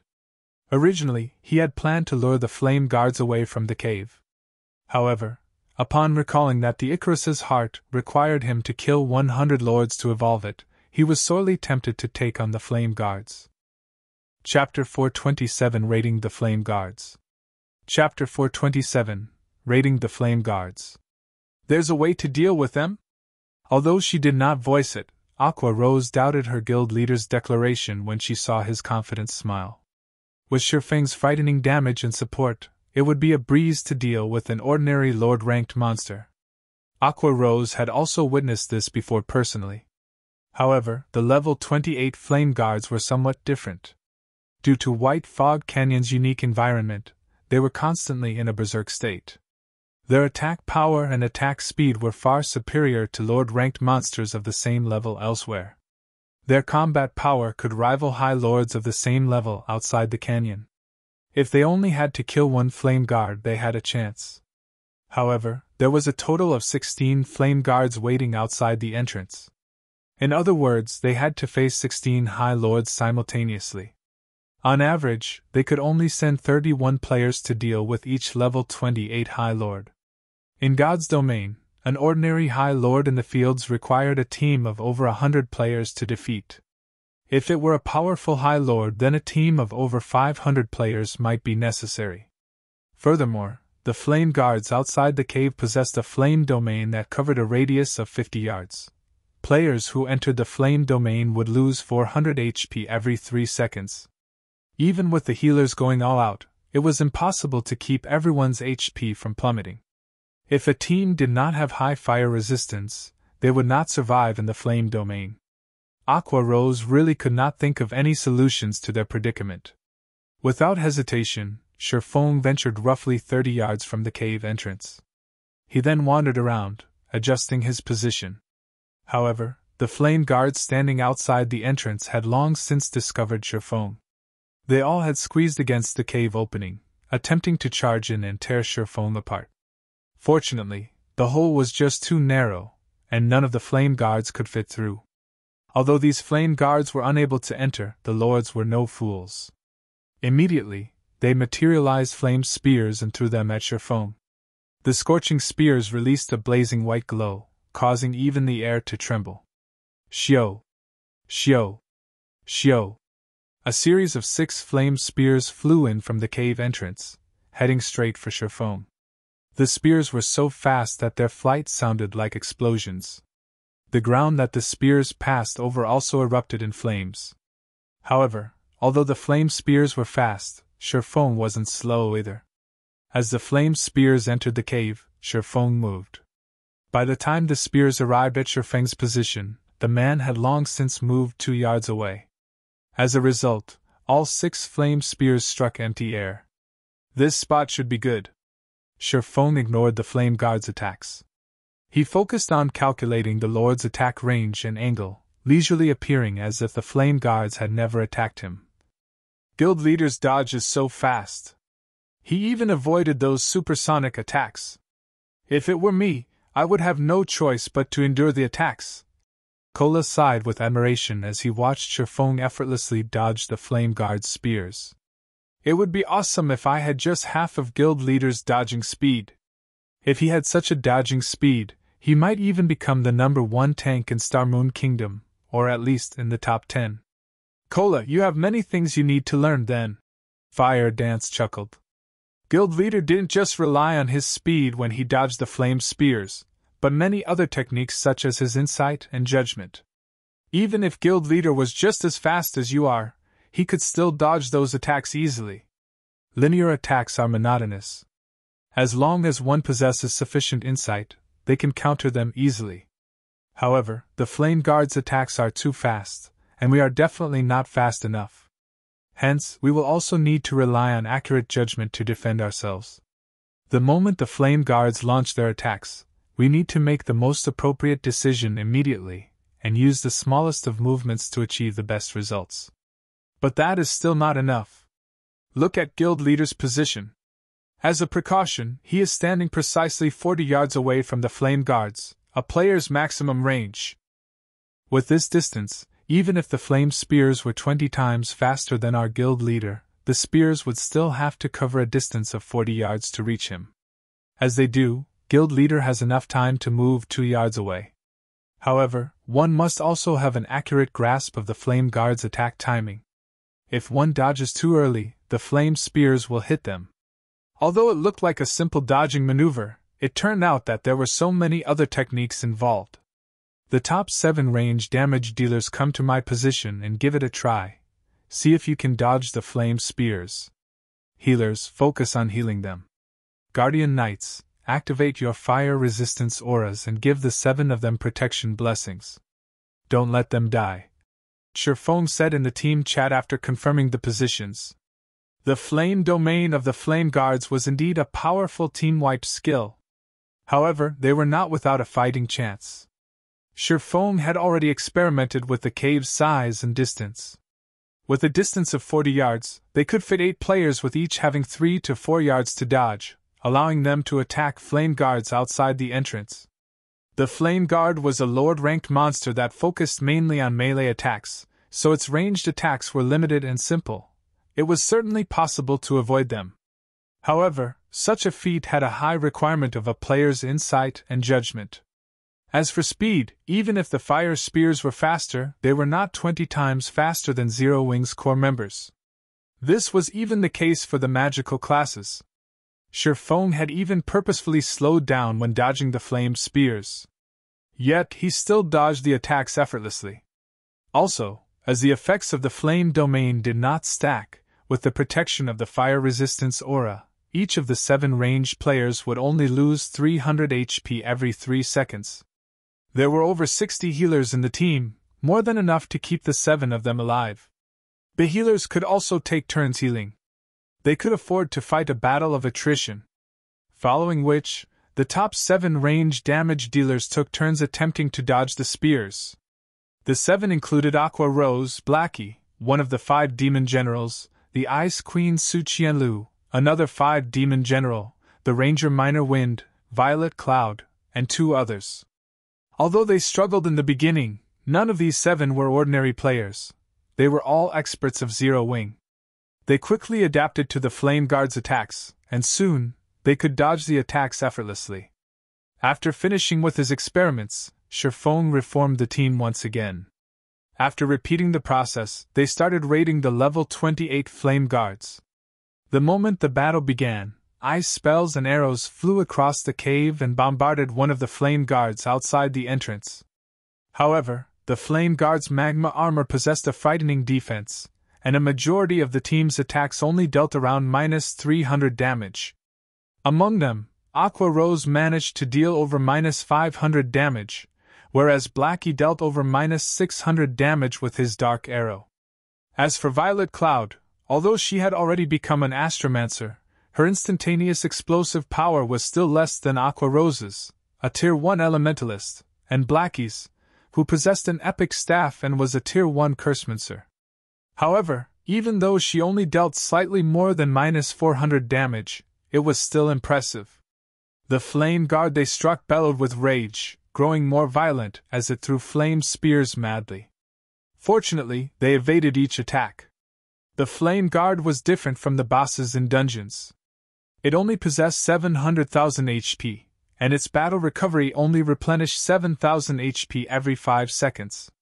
The total damage dealt by the 7 players far surpassed that, and they could gradually exhaust it to death. At this moment, standing in the furthest corner, Shifeng tossed the blazing meteor, striking the flame guard. Suddenly, a damage of over -1,000 points appeared above the flame guard's head.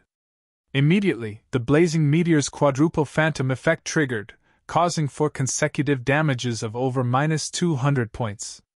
In an instant, Shifeng became the highest damage dealer among the 8 attackers. Everyone was stupefied. Shifeng was a swordsman, not a ranged class. Yet his damage thoroughly overshadowed that of an elementalist, a class known as a glass cannon. Moreover, this elementalist was Aqua Rose. If Shifeng were not their guild leader, every team member would have cursed at him. How were ranged players like them even supposed to make a living now? Guild leader, you're shameless! Speak! What did you eat? Why is your damage so much higher than ours? Aqua Rose was speechless upon seeing the damages above the flame guard's head. Originally, she had intended to surpass Shifeng in terms of damage output, satisfying her own little vanity. Now, however, even that dream had shattered. Chapter 428 Divine Providence. Chapter 428 Divine Providence. Shifeng simply smiled at everyone's surprise, not bothering to explain. His high damage was not only due to the blazing meteor being a pseudo-extraordinary item. He also had the 7 Luminaries' Rings Aura of Fire effect, which increased his damage by 40% and reduced his target's defense by 40%. However, the 7 Luminaries' Ring needed to remain a secret. Moreover, Shifeng was also a Tier 1 Blade Saint. His attack power had originally been high, so there was nothing odd about him dealing over -1000 damage with one attack. Because of Shifeng's attack, the group's total damage overwhelmed the Flame Guard's battle recovery. It was utterly helpless. It could only roar furiously as it used its Flame War Hammer to defend itself against the Eight's attacks while attacking with its flame spears. For a time, both sides were at a stalemate. However, none of the Flame Guard's attacks could land on any of its 8 targets. Only its flame domain could inflict any damage. However, with each player losing only 300 HP every 3 seconds, they only needed 1 healer per player to keep them at full health. As for Shifeng, he did not even need a healer. With more than 60 points in fire resistance, he could ignore the flame domain. On the other hand, Shifeng's team launched a rapid assault against the Flame Guard. Although the Lord had fended off many of the attacks with its Flame War Hammer, it had still received a significant amount of damage, its HP constantly decreasing. 95%, 94%, 93%. Time passed slowly. As the Flame Guard's HP fell, its attacks became frantic. The team began to feel the strain of dodging so many flame spears. Everyone's attack rate also started decreasing, slowing their enemy's HP descent. In the end, the fight that should have concluded after a dozen minutes or so had lasted over half an hour.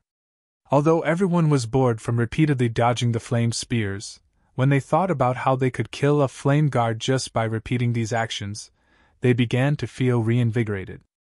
Moreover, they could also train their evasive techniques, killing 2 birds with 1 stone. The members watching from 50 yards away were envious. After more than half an hour, the Flame Guard's HP finally fell to 15%. Suddenly, the Flame Guard's eyes glowed a brilliant red. The flames covering its body writhed and expanded as the monster grew several times its original size. The scorching flames vaporized the moisture in the air, causing a shimmering heat haze. Inside the final cave, aside from Shifeng, everyone was stunned by the Flame Guard's intimidating aura. In the next moment, the Flame Guard opened its mouth, gathering berserk fire-type mana inside it. Shifeng exploded into motion, dashing between his teammates and his enemy. "All of you, stand behind me! Healers, increase your healing!" Shifeng hurriedly shouted.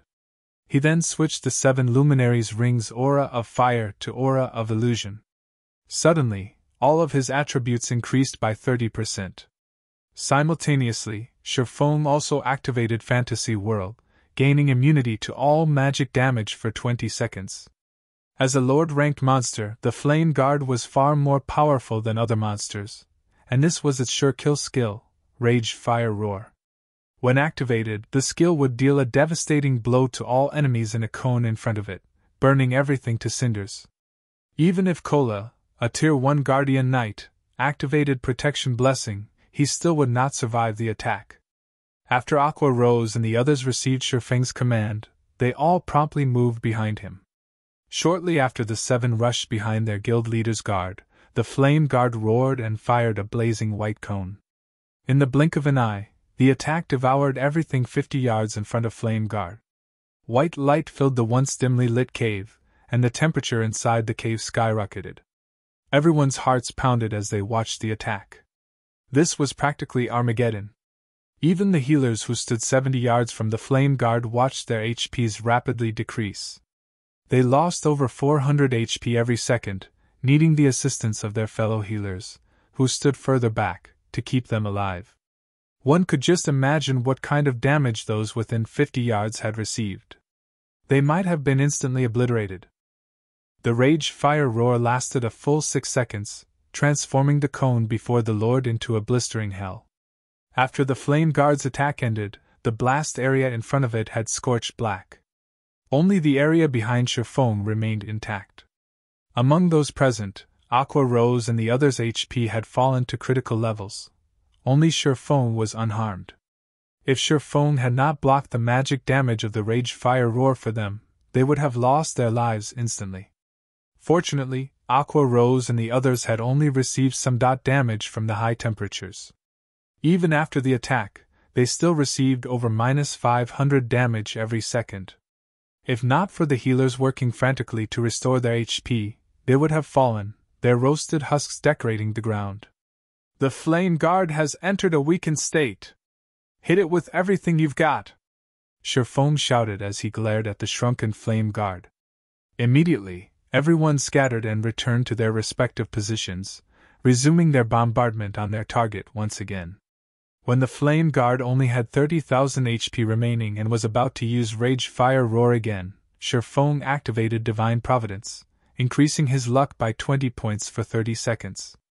Shifeng also gave off a faint golden glow, becoming a dazzling sight to behold.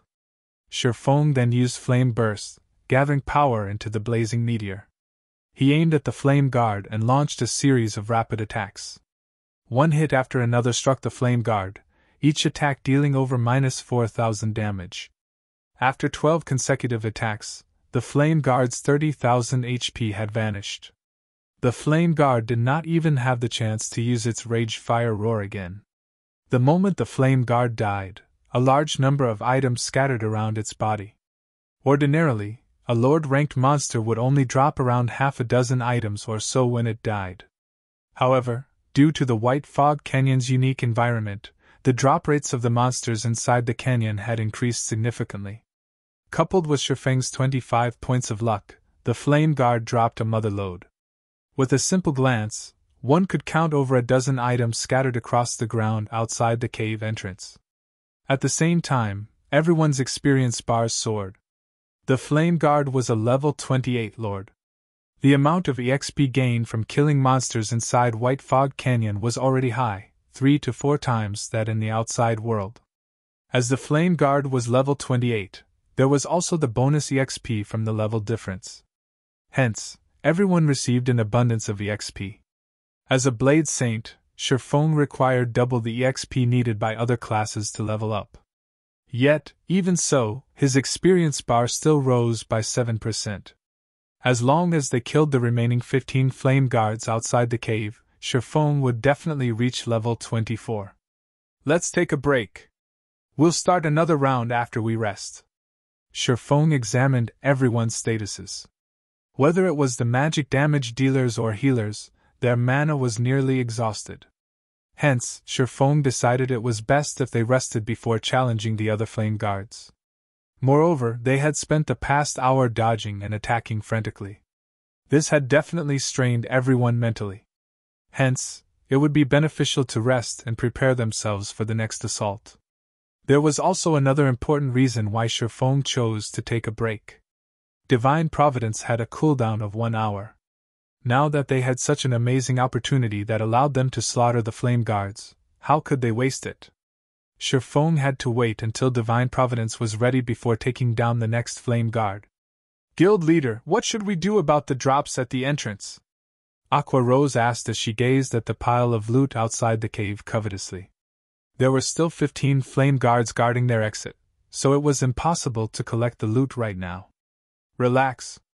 No one else can enter this place. Also, loot dropped by monsters won't disappear for 48 hours. We have plenty of time to take care of the rest of the flame guards. Although Shifeng also wanted to dash over and pick up the loot, the 15 flame guards were not there just for show. After taking a short break, everyone resumed another round of attrition. Now that everyone had experienced fighting a flame guard, it was much easier to deal with the rest. Time passed quickly, and one flame guard after another fell. Unknowingly, nearly 18 hours had passed in game. At this moment, the final flame guard died under Shifeng's hands. It too fell to the ground and scattered a ton of loot. Outside the cave, the loot of the 16 flame guards had grown into a small mountain, and the team struggled to contain their drool over the sight. Meanwhile, Shifeng had finally reached level 24. After allotting all of his free attribute points into intelligence, he was only 9 points away from reaching the Heavenly Dragon's Breath's requirement of 120 intelligence. Chapter 429 Overflowing Luck. Chapter 429 Overflowing Luck. I'm only 9 points away now. Shifeng smiled at his attribute panel. Knowing that he was only 1 level away from equipping the Heavenly Dragon's Breath, his anticipation grew. When he could equip the fragmented legendary item, his combat power would soar once again. In God's domain, fragmented legendary items were as rare as a phoenix's feather. It was an item that countless players dreamed of obtaining. Even during his previous 10 years of professional gaming experience, Shifeng had never owned one. Legendary items allowed players to overcome the gap between tiers. Although fragmented legendary items were not as powerful as legendary items, they were still far more powerful than epic items. If Shifeng could equip the Heavenly Dragon's Breath, his combat power could reach the same playing field as a Tier 2 class. A Tier 2 class was in a whole different league compared to Tier 1. It was like the difference between a chieftain and a lord. Against a chieftain of the same level, a direct confrontation required at least a party of elite players. Against a lord, however, a direct confrontation required a team. Shifeng, as a Tier 1 Blade Saint, could solo a chieftain of the same level. However, he stood no chance against a lord of the same level unless he used some particular technique or advantage. After equipping the Heavenly Dragon's Breath, however, Shifeng could contend with the 5 guilds controlled by Underworld by himself. He would not need to involve Zero Wing, allowing his core team to develop safely. After killing the 16 flame guards, everyone's levels had similarly risen. At this moment, the lowest level player among the 500 team members was level 24. They had far surpassed the average level of elite players in White River City and were on par with most of the expert players. Among the members of Zero Wing, Aqua Rose, Fire Dance, Flying Shadow, Cola and the others had reached level 26. Their levels were already on par with the top-tier experts of White River City. Hence, instead of wasting time and fighting a war of attrition with overwhelming Smile, they should take the opportunity to widen the gap between Zero Wing and the other guilds further. After all, if a newly established guild like Zero Wing wished to become the overlord of Starmoon Kingdom, they first needed sufficient combat power to strike fear into the other guilds' hearts. However, the loot the Flame Guards had dropped was the most valuable gain from the slaughter. While the crowd was taking a break, Shifeng tidied up all of the loot. He also appraised every single drop. Although Shifeng had expected the drops to be impressive, after he finished appraising the items, he could not contain his shock. Icarus's heart was truly a godly tool. With divine providence, they had obtained a total of 286 items from the 16 Flame Guards. Among the items, 105 were rare materials, 9 were individual pieces of the Warfire set equipment, 41 were level 25 mysterious iron equipment, 53 were level 25 secret silver equipment, 29 were level 25 fine gold equipment, 18 consisted of various recipes and forging designs, 15 were Tier 1 magic scrolls, 4 were Tier 2 magic scrolls, and 12 were treasure hunting scrolls. Currently, in God's domain, the average players were around level 20, whereas guild elites were around level 22. The dungeons they could raid were all level 20 dungeons. Hence, the equipment they could obtain was limited to level 20. It was extremely rare to come across level 25 weapons and equipment. In God's domain, weapons and equipment would significantly impact a player's performance every 5 levels. The attributes of a level 20 fine gold equipment were slightly inferior to a level 25 secret silver equipment. In other words, a player wearing level 25 fine gold equipment was stronger than a player wearing level 20 dark gold equipment. How rare was level 20 dark gold equipment? There were only very few items throughout Starmoon Kingdom. Yet, now, they had actually obtained 29 pieces of level 25 fine gold equipment, which was the equivalent of obtaining 29 level 20 dark gold equipment. Furthermore, they had obtained the Warfire set equipment and treasure hunting scrolls, 2 of the rarest items available in White Fog Canyon. Currently, although players were familiar with the Warfire set equipment, almost nobody knew about the treasure hunting scroll. Although the scroll was not as valuable as the Tier 2 magic scroll, it was extremely useful inside the White Fog Canyon. The scroll's greatest function was searching for Starfire Oregon. It was extremely difficult to locate Starfire ore in White Fog Canyon. Originally, Shifeng had intended to rely on his memories. With the treasure hunting scroll, however, he could locate the ore with the system map. The scroll had a search radius of 1,000 yards and lasted for 30 minutes. When searching for valuable ores, it was the best tool one could have. Luckily, even this dropped. Sherfong chuckled lightly upon seeing the treasure-hunting scrolls in his bag. However, when he swept a gaze over the individual pieces of the Warfire set equipment, he lamented as he muttered, "It would be awesome if I could complete the Warfire set equipment." Warfire set equipment, bronze rank, can be evolved. Level 20, level 30. Can be equipped by any classes. Set consists of 7 parts: head, chest, belt, hands, wrists, legs, and feet. Set effect, bronze rank. 2-piece effect, all attributes plus 10. 4-piece effect, ignore levels plus 10. Obtain free will skill. Able to remove all control effects for 5 seconds. Cooldown, 1 minute. 7-piece effect, main attribute increased by 10%. Skill cooldown decreased by 30%. Obtain Warfire Berserk skill. Damage increased by 50%, attack speed increased by 50%, and movement speed increased by 30% for 20 seconds. Cooldown, 5 minutes. The basic attributes of the Warfire set equipment were average at best. It was referred to as a level 30 peak fine gold set equipment was because of its set effects.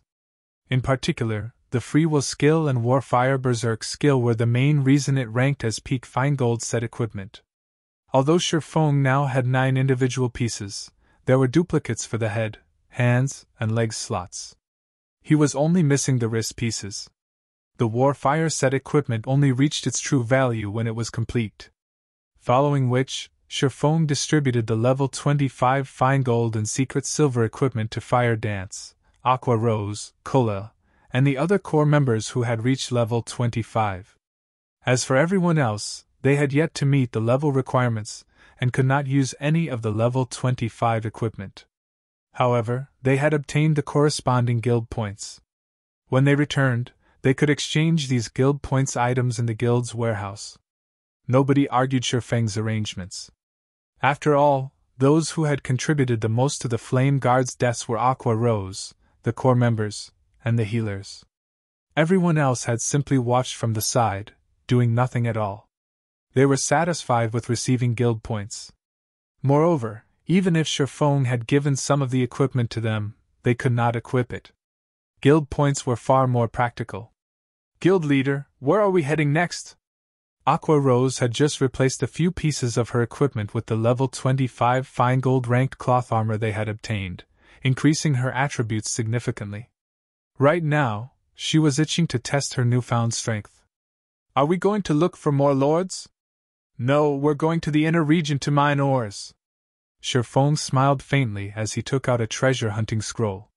He then unfurled the gray scroll and chanted an incantation. Suddenly, several red dots appeared on Sherfeng's system map. "Mine ores?" Aqua Rose could not help but ask. Their team consisted of 500 elite players. Yet they had not come here to grind and level up, but to mine ores? She was utterly speechless. "You'll understand when the time comes."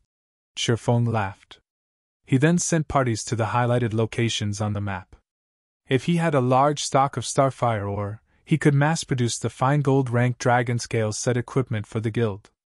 At that time, how could Overwhelming Smile compete with them? Chapter 430 Frantic Beginning. Chapter 430 Frantic Beginning. The inner region of White Fog Canyon was complex and densely covered by stone forests.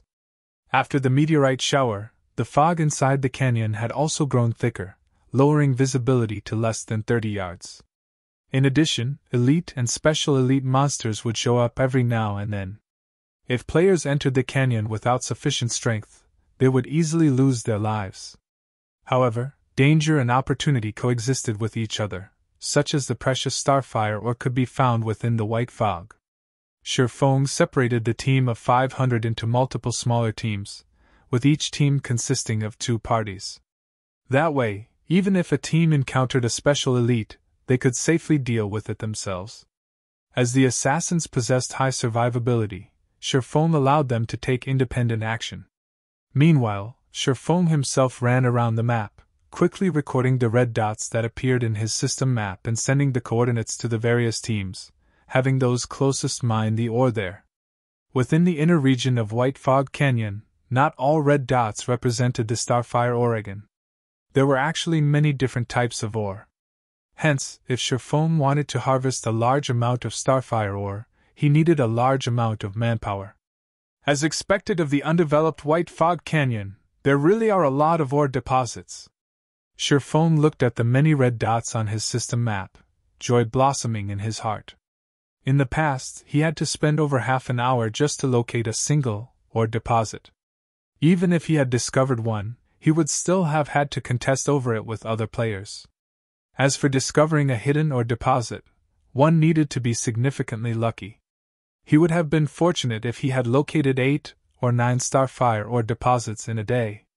Now, he was able to locate over 100 Starfire ore deposits in just half an hour. Players could excavate Starfire ore from Starfire ore deposits.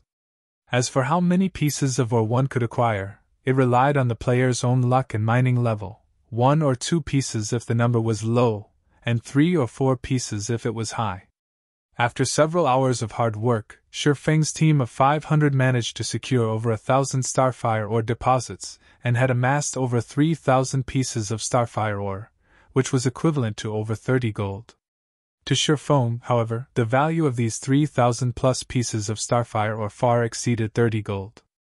After using up the 12 treasure hunting scrolls, the team's speed at locating the Starfire ore deposits gradually slowed. Even with 500 players continuously searching for the deposits, after an hour's worth of effort, they had only managed to harvest around 200 pieces of Starfire ore. However, Sherfeng was still satisfied. The Philosopher's Stone he possessed allowed him to refine the Starfire ore into Starfire Essence, free of charge. At that time, with so many Starfire Essences, his certainty of producing the level 20 Dragon Scale set equipment would greatly increase. Level 20 Fine Gold set equipment was precisely what the current players of God's Domain needed and lacked the most. Currently, the majority of the player population were around level 20. If it were a level 25 set equipment, very few people would be able to equip it. Hence, the demand for it would also be low. If Sherfeng produced a Dragon Scale set equipment, he could sell it for over 100 gold right now at the very least. People were only offering 80 gold to purchase the complete Warfire set because, currently, no one knew its true value.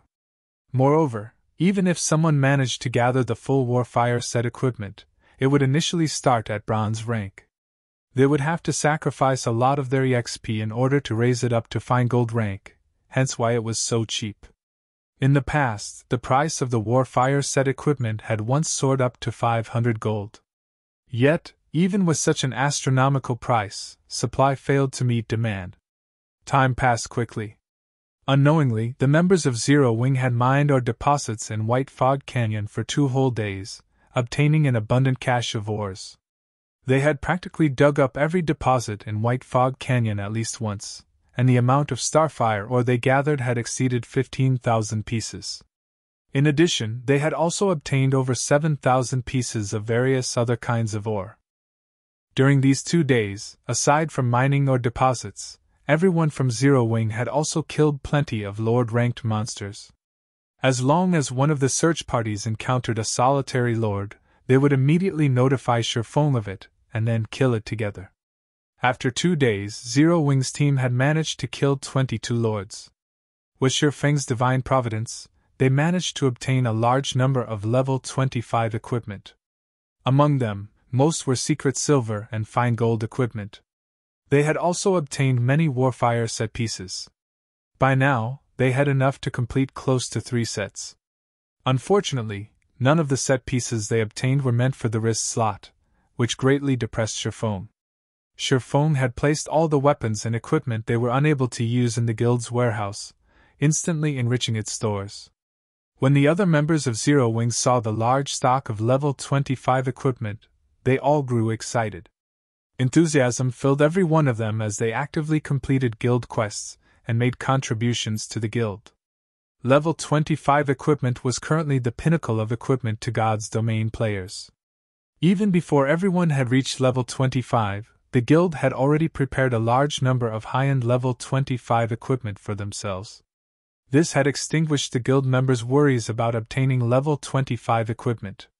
Now, the only thing they needed to do was frantically accumulate guild points. By the time they reached level 25, they could simply exchange for the level 25 equipment. This point alone made Zero Wing superior to every other guild. The appearance of level 25 equipment in Zero Wing's warehouse had undoubtedly punched a big hole into Overwhelming Smile's poaching plan. Now, those who originally planned to defect from Zero Wing started hesitating.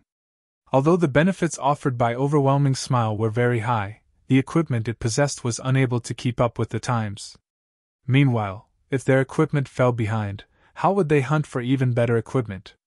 How were they supposed to grind and level up quickly? Once behind, always behind. At this moment, many players who had previously defected from Zero Wing to Overwhelming Smile began regretting their decision. Just how did Zero Wing manage to get so many level 25 high-end equipment? I hear that a guy who was a lot weaker than me has already obtained a level 25 mysterious iron chest piece. As soon as he reaches level 25, he can replace the level 20 mysterious iron chest piece he is wearing. If I had known something like this would happen earlier, I would never have left Zero Wing. I might already have enough points to exchange for a level 25 secret silver equipment by now. I couldn't agree more. A guy I know who was previously about equal in strength with me is now very well off. When I chatted with him 6 hours ago, he told me that he had managed to accumulate enough points to exchange for a level 25 secret silver equipment. He is only level 22 right now. By the time he reaches level 25, he might accumulate enough points to exchange for 5 or 6 pieces of level 25 secret silver equipment. In White River City, many of Overwhelming Smile's members started having heated discussions in the bars, sighing enviously. Why are all of you lauding the spirit of the enemy and belittling that of our own? The higher-ups of Overwhelming Smile have already sent people to investigate the source of Zero Wing's equipment. Soon, with our guild's strength, we can definitely obtain a large number of level 25 high-end equipment much more easily than Zero Wing.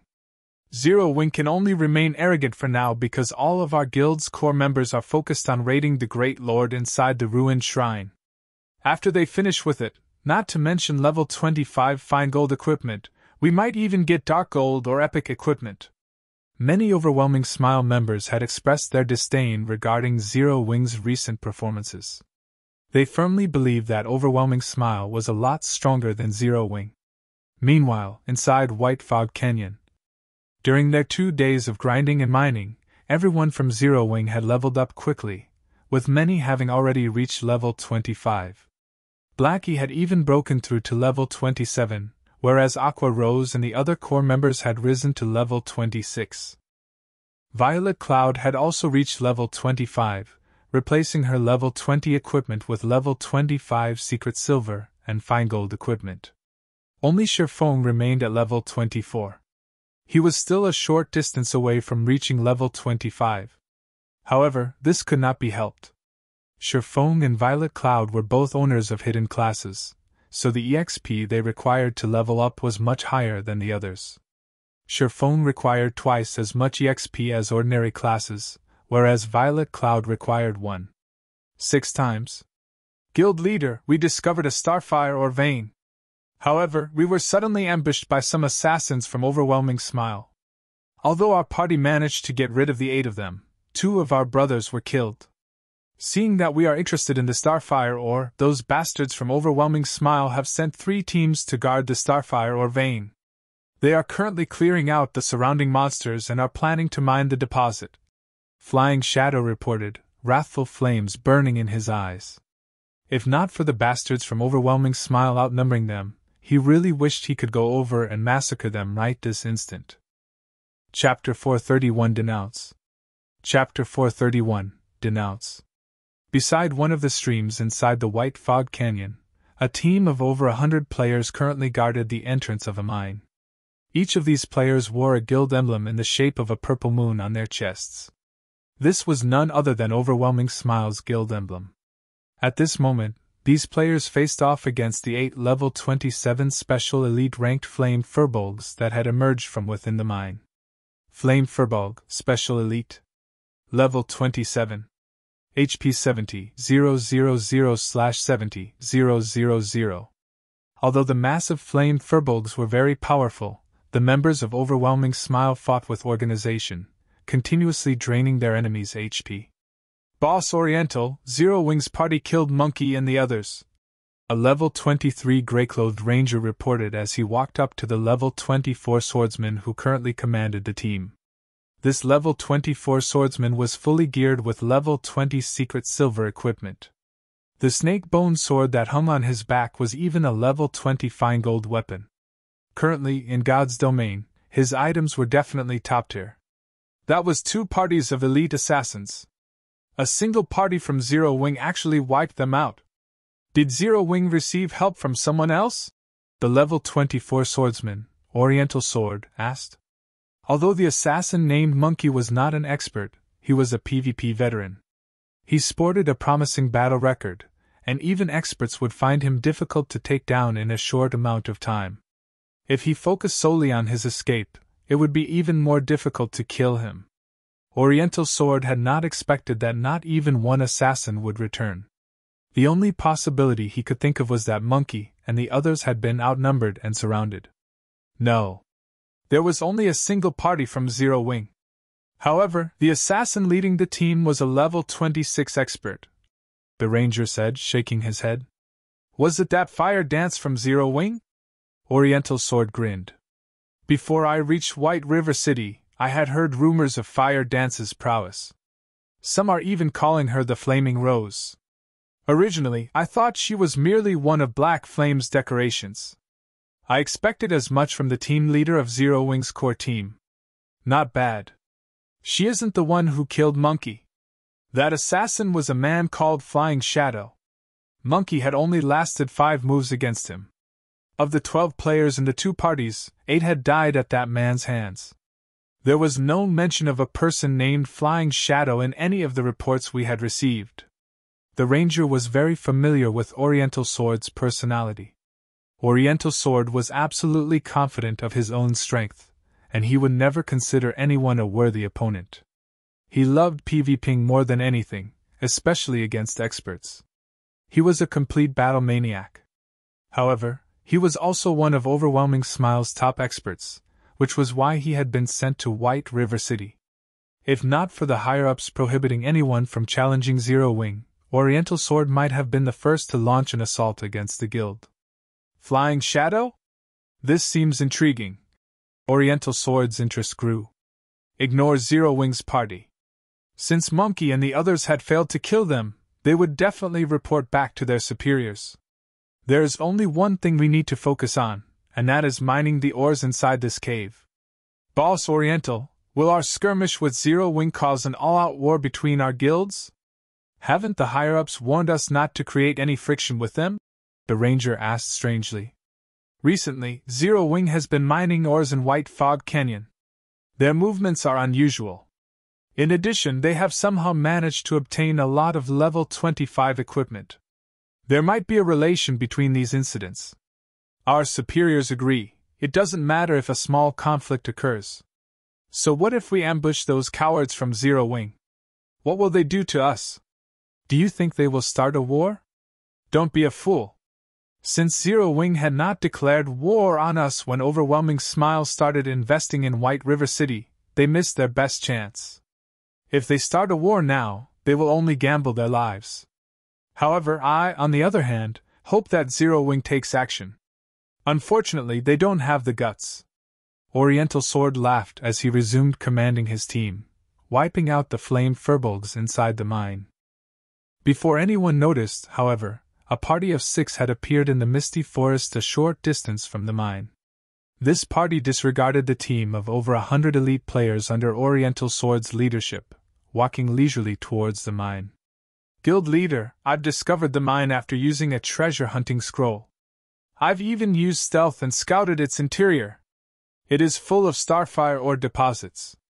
If we excavate them all, we can get at least 300 to 400 starfire ore, Flying Shadow said as he pointed towards the cave that Oriental Sword and his men guarded. However, after I left, we were ambushed by assassins from Overwhelming Smile.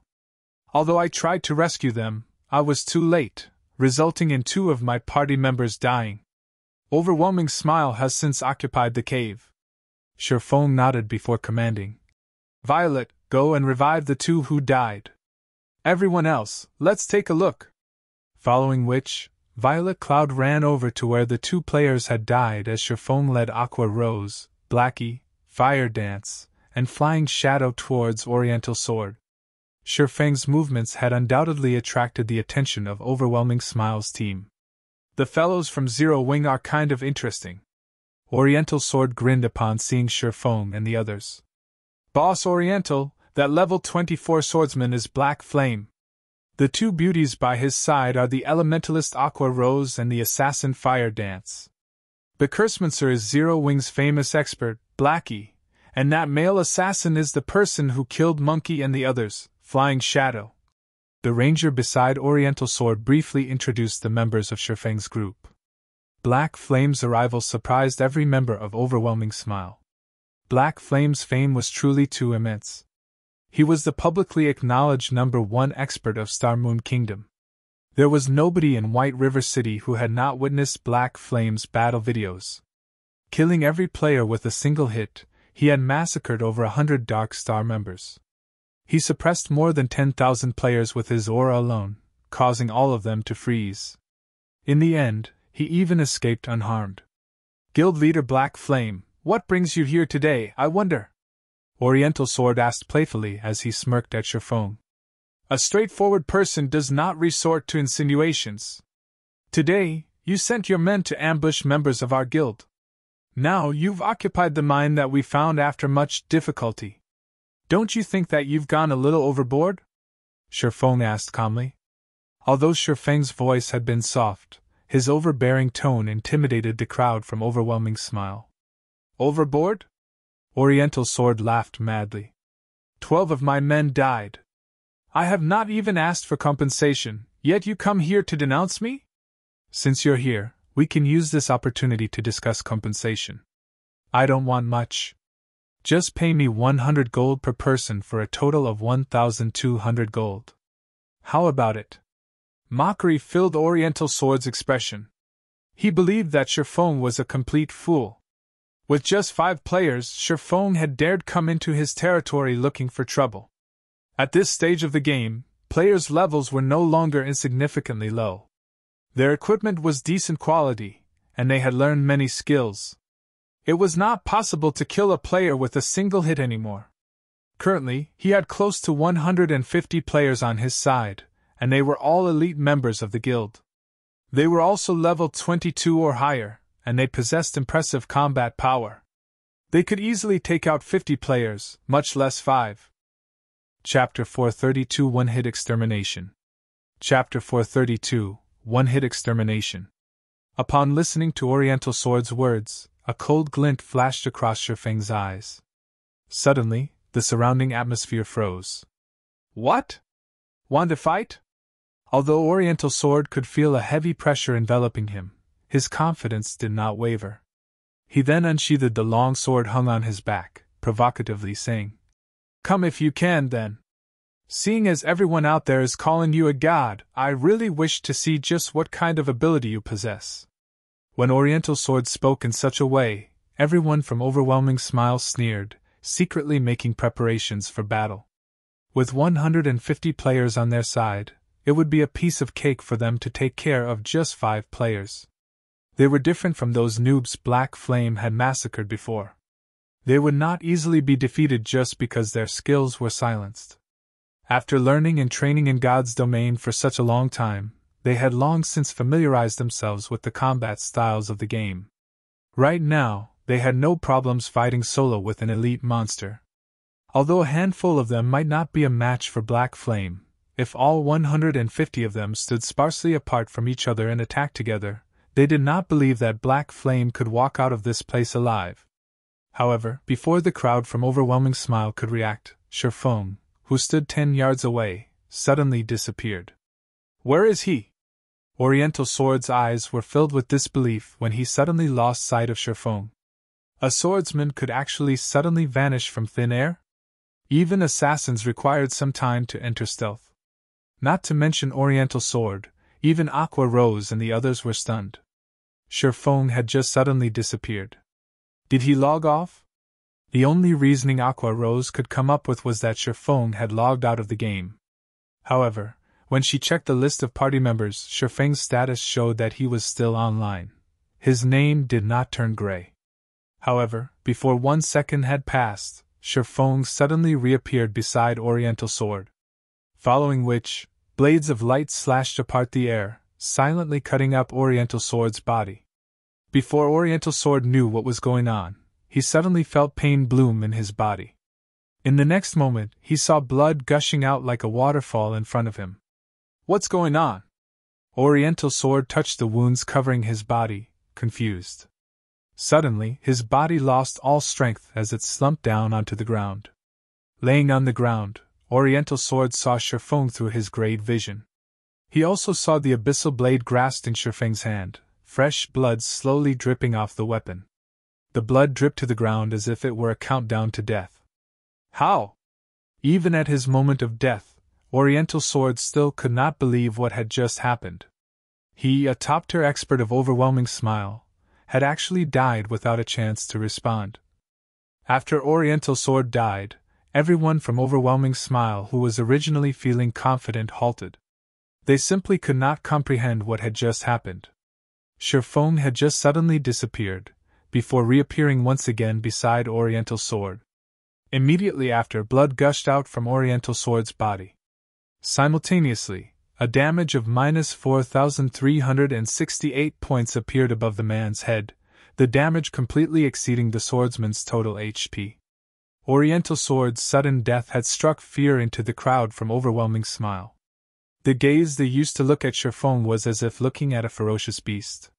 When Shifeng's eyes landed on them, they felt as if they had lost control of their own bodies. Bug? This must be a bug! A player from Overwhelming Smile suddenly shouted in fright. He must have grasped a loophole in the system. Let's send feedback to the main god system right now. We'll see what he can do then. Everyone present felt that those words sounded logical. Otherwise, how were they supposed to explain this unbelievable incident? Hence, everyone started sending reports to the main god system. Only by doing so would they possess a chance for survival. Guild leader couldn't have abused a bug, right? Aqua Rose could not make sense of the situation either. She was similarly shocked by the scene she had just witnessed. The main god system controlled God's domain. It was simply impossible for such a glaring loophole to exist in the game. Yet, if it was not a loophole, how could they explain the situation before them? Of course it is not a loophole in the system. Guild leader is the #1 expert of Star Moon Kingdom. Previously, he had simply used an advanced combat technique. These people are simply too ignorant, Fire Dance said proudly, a faint smile on her face. She spoke as if she were the one who had personally finished off Oriental Sword. Within the ruined shrine in the inner region of White Fog Canyon, a large number of guild players had gathered. Among them, members of Overwhelming Smile numbered the most, with over 5,000 members present. There were a large number of monsters inside the ruined shrine. Moreover, a majority of these monsters were special elites. Among them were plenty of chieftains. The monsters here ranged from level 24 to level 27. To the current elite members of guilds, it was a level that they could barely handle. If not for the fact that they had the advantage in numbers, they would have long since been wiped out by the monsters inside the ruined shrine.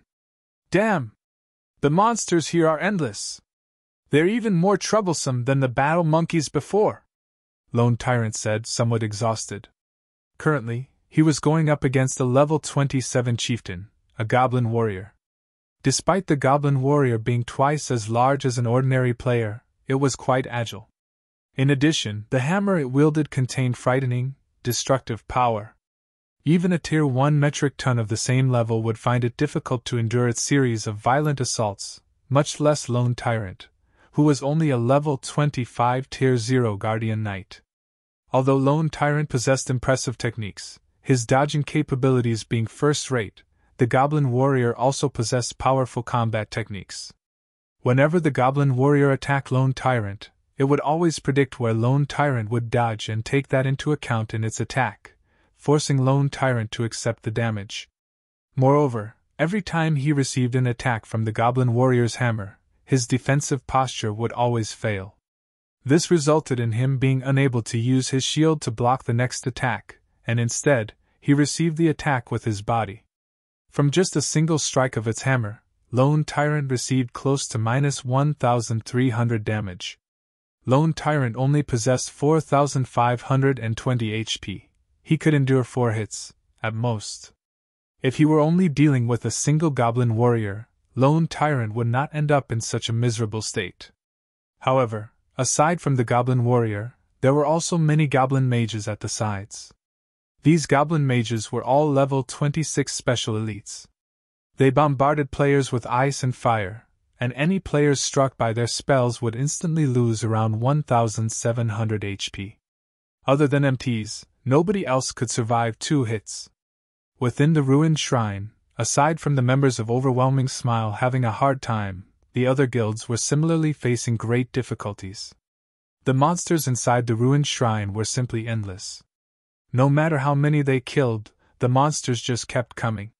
Without sufficient strength, they simply had no way of reaching the level 25 Great Lord in a short amount of time, let alone raiding it. Before Overwhelming Smile had finished off the monsters at hand, another wave of goblins charged over. Suddenly, everyone from Overwhelming Smile felt a headache overcome them. Curse-mincers, cripple them. Elementalists, use ice walls and separate the incoming monsters. Rangers, lure some away and kite them. Do not let the pressure on the MTs increase. Yulan immediately shouted in the team chat. Immediately, the elites of Overwhelming Smile started taking action, luring the goblins away and letting the MTs take a breather. Lone Tyrant could not help but send a glance at the charming and graceful Yulan. Inwardly, he felt displeasure towards the woman. He was actually required to listen to her commands. However, he also had no choice but to admit that Yulan was indeed amazing. They were only able to reach their current location thanks to Yulan. Otherwise, they would not have been able to pass through the battle monkeys. Even if they could, they would have had to suffer immense losses. Take Emperor's Light and the Assassin's Alliance for example. Since entering White Fog Canyon, their total numbers had already decreased by a quarter. Meanwhile, under Yulan's command, Overwhelming Smile was able to advance through White Fog Canyon easily. Along their way to the ruined shrine, they had only lost a small number of players. Shortly after Overwhelming Smile cleared out all the goblins, Yulan received a message. After reading the message, her expression turned grim. Lone Tyrant could feel Yulan's mood suddenly changing, and he could not help but ask, "What happened?" After spending some time together, Lone Tyrant had a general grasp on this woman. She was always calm and collected. Even in the face of several Lord-ranked monsters, she would remain unfazed. Yet now, after seeing a single message, her expression had turned solemn. How could Lone Tyrant not grow curious at this situation? Chapter 433 Evil Rakshasa. Chapter 433 Evil Rakshasa. Hearing Lone Tyrant's question, Yulan, who had originally planned to explain, suddenly received another message notification. When she read the contents of the message, her frown deepened. Oriental Sword, that fool!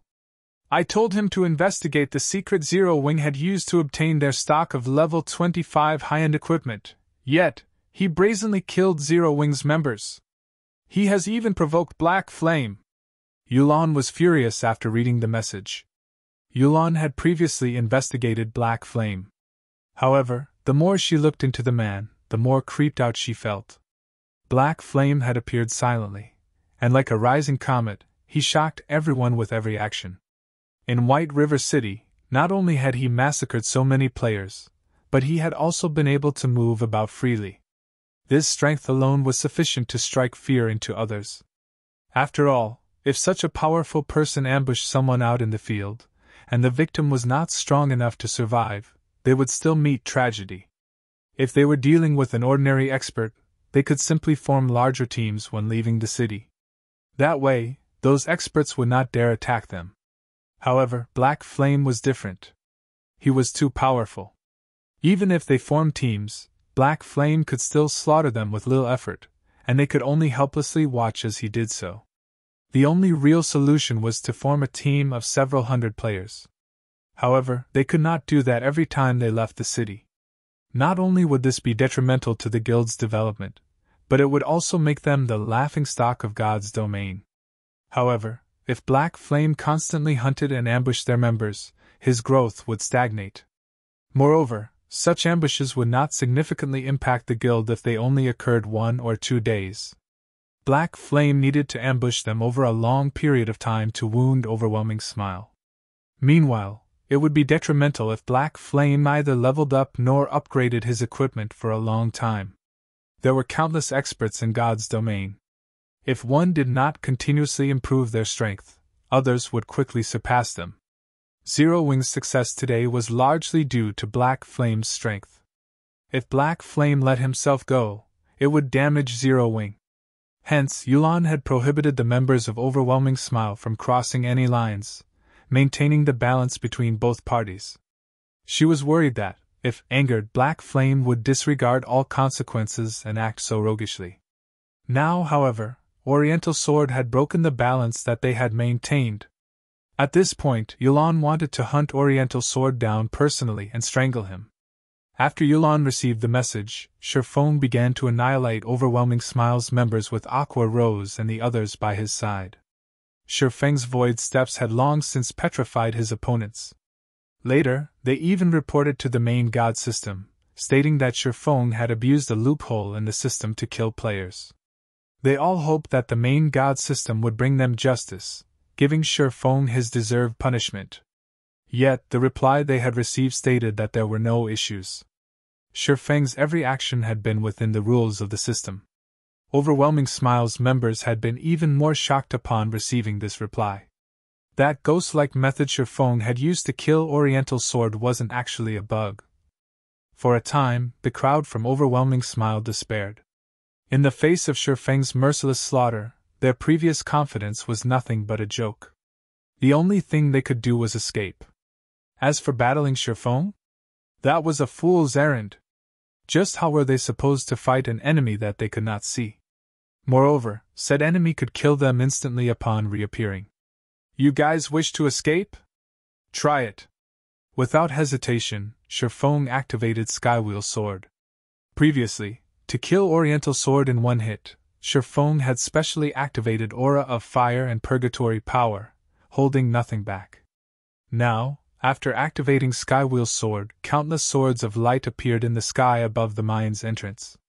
When the swords descended, not only did they deal over -2,400 damage to all enemies within an area of 20 by 20 yards, but it also sealed all enemies within range, preventing them from leaving the region for 4 seconds. Instantly, the members of Overwhelming Smile were trapped within the mine. When everyone from Overwhelming Smile saw that there was no longer hope for escape, they tried to resist. Unfortunately, Shifeng did not give them a chance. Shifeng then used the skill of the Aura of Fire, Firestorm. Suddenly, flames filled the interior of the mine. A damage of close to -10,000 points appeared above every player and monster within. After Firestorm's duration of 5 seconds, only ash remained. Since Shifeng began his assault, the whole process only lasted a few seconds. Just like that, over 100 elites from Overwhelming Smile had been exterminated. Moreover, Shifeng had collected the immortal souls of every player that he killed. Within a short time, all of these players had been locked out of God's domain. If Shifeng had been a wild beast that gave other guilds massive headaches before he had become a Blade Saint, now, he was an evil Rakshasa that others would avoid at all costs. Meanwhile, inside the ruined shrine. So what if it's Black Flame? We have the advantage of numbers. We can easily get rid of him. A wrathful flame immediately blossomed within Lone Tyrant's eyes when he heard Black Flame's name. Hurriedly, he said, "Why don't I take some men to assist Oriental Sword and kill Black Flame?" Ever since dying by Shifeng's hands, Lone Tyrant had toughened his heart and trained arduously every night and day. He had done so to exact his revenge. He was no longer the same as he had been in the past. If not for Yulan restraining him, he would have long since avenged his deaths. Now that Oriental sword had provoked Black Flame, it was only natural that he go and help out. Yulan could not possibly sit by and watch as more than 100 elite members fell under Black Flame's swords, right? Ultimately, these elite members were the backbone of the guild. If the guild did nothing as over 100 of these elites were slaughtered, not only would it damage the guild's reputation, but it would also affect the hearts of those within the guild. No need. Black Flame killed Oriental Sword with a single hit. As for the others, they're most likely dead by now, Yulan said, revealing a bitter smile. Yulan had a clear understanding of Black Flame's strength. None of the titled experts on the God's Domain experts list were for show. Furthermore, Black Flame currently had several experts by his side. Those 100-plus elite members had zero chance of surviving. Only a top-tier expert might have a chance of walking away. Upon hearing Yulan's statement, Lone Tyrant was stunned. He said, "I am very familiar with Oriental Sword's strength. Moreover, he has so many people with him. How could Black Flame kill him with one hit? I do not know how exactly he died, but according to the reports sent from above, Oriental Sword had not managed to respond before dying," Yulan said. "It seems that after not encountering Black Flame for a while, he has grown even stronger. We need to hurry and take down this great lord. Are we just going to let this go?" Lone Tyrant had yet to give up on the idea of killing Black Flame. Staring at Yulan, he asked, "If others find out that, despite Black Flame having killed so many overwhelming Smiles elites, we are indifferent, we will become a laughingstock. What will we do if our inaction angers those above us?" Yulan frowned. Just as Lone Tyrant had said, if they did not take any sort of action now, they would become a joke to the public. "Yulan, what's going on with you? You shouldn't wear such an ugly expression. Do you need Big Brother's help?" Just as Yulan struggled with her indecision, a lean man walked over, smiling. This man was a level 26 assassin, his level surpassing everyone in Overwhelming Smile. Yet, despite there being no guild emblem on his person, everyone from Overwhelming Smile treated him with respect and reverence.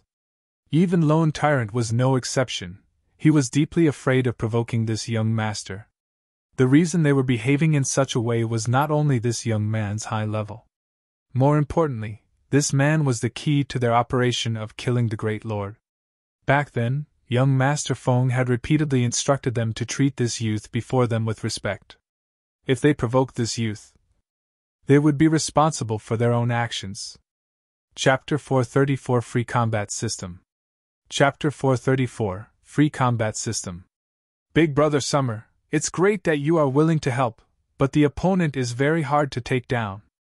We might even miss out on our chance to kill the Great Lord. I'm worried that it will affect Big Brother Summer's task." Yulan was familiar with the lean man's strength, and she appreciated his assistance. The lean man was Summer Sunshine. Not only was he unrelated to Underworld, but he was also an independent player. However, due to his backing and his overwhelming strength, even Feng Xianyang attempted to build a strong relationship with him. Yulan had once witnessed a fraction of Summer Sunshine's strength. Before entering White Fog Canyon, Summer Sunshine had fought Underworld's Pride, the leader of the Underworld Guards, Ming Xia, in a PvP. In the end, however, Ming Xia lasted only 5 moves against Summer Sunshine. Moreover, Summer Sunshine had not used any skills, relying on basic attacks to defeat his opponent. The results of that fight had surprised everyone. As a member of Underworld, Yulan knew full well how strong Ming Xia was. He was one of the few great experts in Underworld. Gentle Snow of Ouroboros was only slightly stronger than him.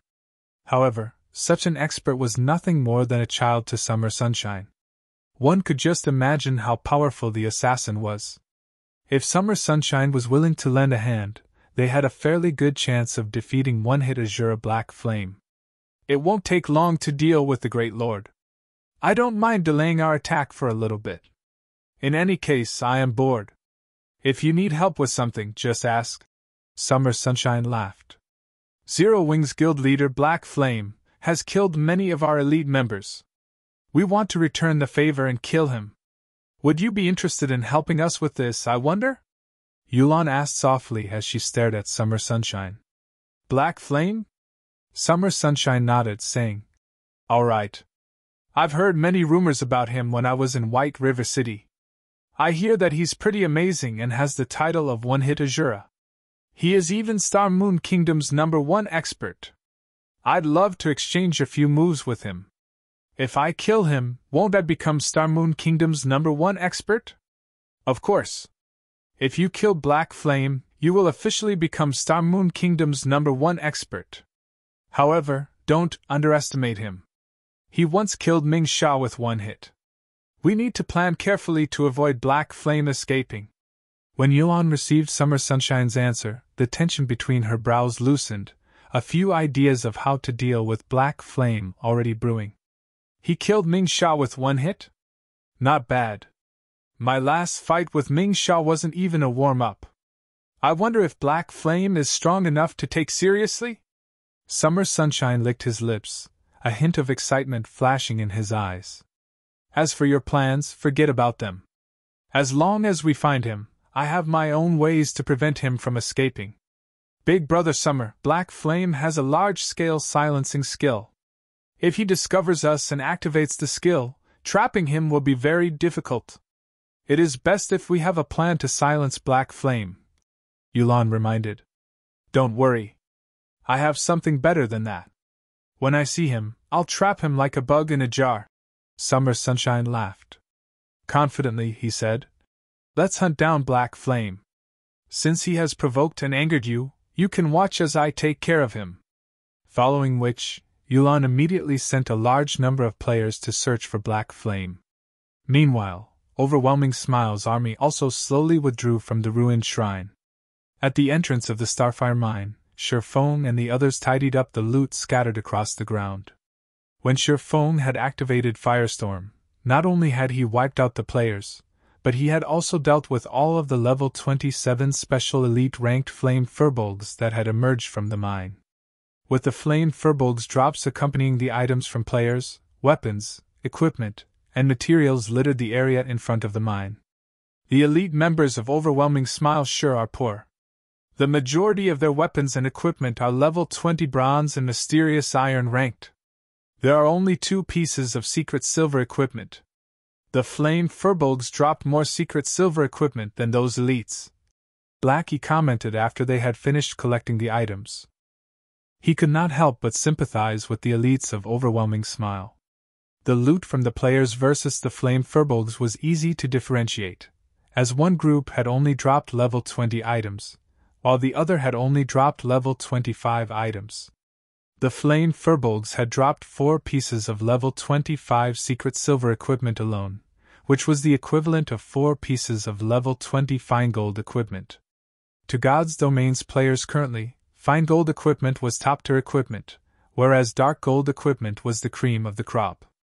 As for epic items, they were the stuff of legends.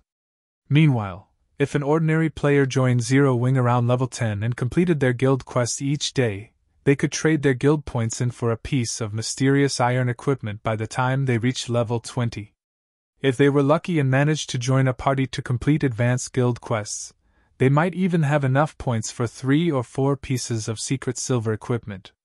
More than half an elite's equipment would be secret silver rank at the very least. On the other hand, the equipment Overwhelming Smile's elite members wore was mostly a mix of bronze and mysterious iron rank. Practically none of them had any secret silver equipment. They could not compare with Zero Wing's members. Furthermore, level 25 weapons and equipment were now available for Zero Wing members. This was unheard of in any other guild. Any level 25 equipment obtained by the other guilds would be prioritized to their core members. These items would never be available for their ordinary members. Compared to level 25 secret silver and fine gold equipment, the benefits that Overwhelming Smile offered were a joke. After organizing the loot, Shurfeng had the 2 recently resurrected members take the dropped weapons and equipment back to the guild. As for Aqua Rose and the others, they all entered the Starfire mine and started mining. The Starfire mine was a naturally occurring maze. Moreover, when wandering inside the mine, the players were often ambushed by groups of 3 to 5 flame furbolgs. As a result, Shifeng's team progressed slowly. The flame furbolgs were level 27 special elites. Their strength was frighteningly high, and they could send a berserker of the same level flying with a single hit. Although they were somewhat slow, the flame furbolgs also had an AoE control skill called War Stomp. When activated, all enemies within a radius of 8 yards would be placed in a fainted state for 4 seconds. In this narrow cave, avoiding this skill was not easy. Normally, a party had no chance against these flame furbolgs. At the very least, they needed a larger team and a willingness to make sacrifices to get rid of these special elites. Unfortunately for the flame furbolgs, the opponent was Shifeng. Moreover, there were also the Tier 1 assassins, Fire Dance and Flying Shadow, and the unpredictable Astromancer, Violet Cloud. Before Shifeng and the others, the flame furbolg 70,000 HP was only decoration. Shifeng and the others were Tier 1 classes. They were only slightly inferior to the special elites. After activating the Aura of Fire, Shifeng could easily deal over -1,000 damage with every attack. When he used the Tier 1 Chop, he could deal over -6,000 damage, over -10,000 damage if he achieved a critical hit. As for the flame furbolg's War Stomp, the skill was child's play to an expert. Faced with groups of 3 to 5 flame furbolgs, Shifeng's party of 6 could either incapacitate the monsters throughout the altercation or kill them swiftly with brute force, preventing them from activating War Stomp either way. Shifeng's group continued to delve into the mine, their experience bars rising quickly. The EXP earned from killing a level 27 special elite was already abundant. There was also the bonus EXP due to the level difference, and the fact that there were only 6 players in the party to share the EXP. Most importantly, there were a lot of flame furbolgs, and no matter how many the party killed, more awaited them further in the mine. They leveled faster here than when they had killed Lord-ranked monsters in a team of 500 players. On top of everything else, they also obtained plenty of level 25 equipment. After Shifeng and the others had killed flame furbolgs in the Starfire mine for over 3 hours, the group arrived at a wide and beautiful crystal cavern. A gigantic flaming star took up the center of this cavern. The moment Shifeng set foot in the crystal cavern, a system notification suddenly rang out. System, you have entered the land of the fallen star. Activating free combat system. Chapter 435 Land of the Fallen Star. Chapter 435 Land of the Fallen Star. After entering the crystal cavern, Shifeng had not been the only one to receive a system notification. His party members also received one. Activating free combat system? Shifeng was stunned. The free combat system was an unfamiliar term to the current players of God's domain. Shifeng, however, could not be more familiar with it. This was a mechanic that would only exist after the second evolution of God's domain. In order to make combat in God's domain more realistic, friendly fire was now active. Originally, if 2 players were in a party together, their attacks would not damage each other. However, after activating the free combat system, if one were not careful and struck a party member, said party member would receive damage from the attack. Players could also damage themselves with their own skills. For example, if a player used an AoE skill and they were within the skill's effective range, they would receive damage. In the past, after the free combat system had activated, many players had ended up in the graveyard because of either themselves or each other. As a result, when attacking, players needed sufficient control of their attacks. Otherwise, no one would be willing to join their party regardless of the benefits. Guild leader, what just happened? Aqua Rose could not contain her curiosity when she saw Shifeng's surprise. We have activated the free combat system. From now on, our attacks will not differentiate from friend and foe, so we need to be careful in the battle. Don't mistakenly injure yourselves or your teammates, Shifeng explained. However, before the others could respond, a deep purple barrier sealed off the cavern's entrance. When Blackie accidentally touched the barrier, he suddenly lost 1,000 HP. Frightened, Blackie hurriedly backed away from the barrier. We've fallen into a trap. Be careful of your surroundings and don't take action casually. Sherfone considered the purple barrier at the cavern's entrance before observing his surroundings. Suddenly, a large group of Wolfman warriors appeared in the land of the fallen star, which had originally been void of any monsters. The Wolfman warriors each carried a shield and a weapon, and they stared at Sherfang's group with fangs bared and smelly drool leaking from their mouths. They treated Sherfang and the others like a meal. Wolfman warrior, elite rank. Level 27. HP 42,000/42,000. Although the Wolfman warriors were much weaker than the flamed furbolgs, there were many of them. They moved in groups of a dozen or so, making them far more difficult to deal than the groups of 3 to 5 furbolgs. Guild leader, what should we do now? Blackie said, his heart wavering as he watched the hundreds of Wolfman warriors slowly walk towards them. Fight as we look for an exit. Sherfone could not think of any better ideas. With the entrance sealed off and the sudden appearance of so many Wolfman warriors, the only plan he had was to fight as they ran. I'll open a path. Fire, Dance, and Flying Shadow, cover me. Aqua, focus on controlling those Wolfman warriors. Based on Sherfang's experience, all traps in God's domain gave players a chance of survival. As long as they found the trick to unlock the trap, they could escape with their lives.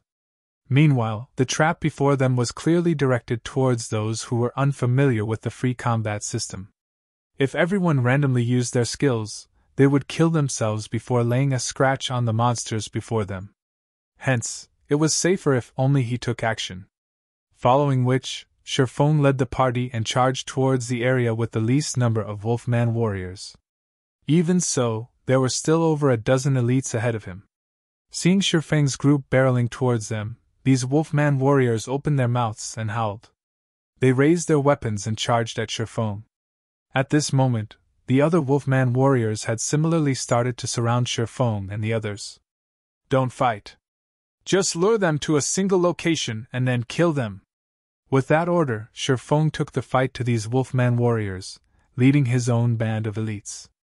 He then unsheathed the Abyssal Blade and the Purgatory's Shadow, brandishing his swords and sending over a dozen swords of light to strike the Wolfman warriors' vital points. Sherfang's attack speed was extremely fast. Although the Wolfman warriors tried to defend themselves, Sherfang's swords of light reached the monsters first. A single sword strike sent a Wolfman warrior that was over 2 meters tall flying backward, a damage of over -1,000 points appearing above its head. Sherfang had no desire to continue fighting. After having sent the dozen or so Wolfman warriors flying, he led the party and moved past the Wolfman warriors. If possible, Sherfang wanted to finish off these Wolfmen. If he did, however, they would end up surrounded by more of these elite monsters. If that happened, they wouldn't escape despite their efforts. In such a way, Sherfang, Fire Dance, and Flying Shadow opened a path for the party, the 6 continuously advancing.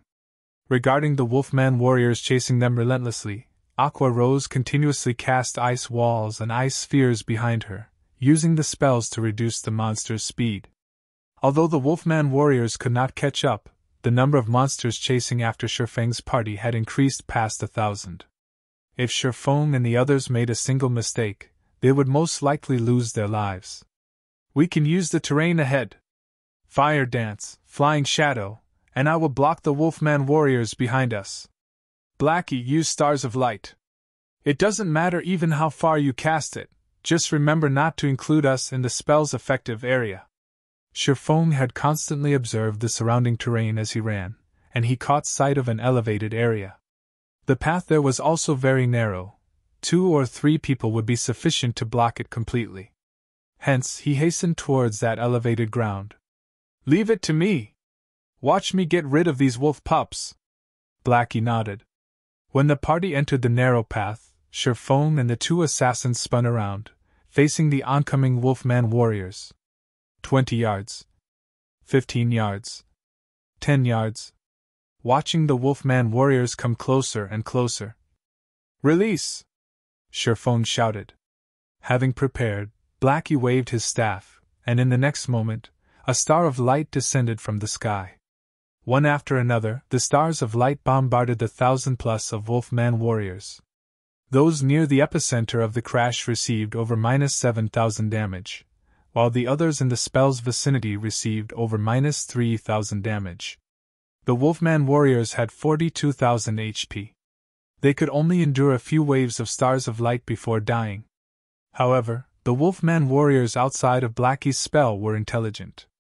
They had not foolishly charged into the range of the stars of light. Instead, they stood in place, waiting for the spell to end. Although the effect of stars of light was frightening, the spell only took the lives of slightly over 200 Wolfman warriors.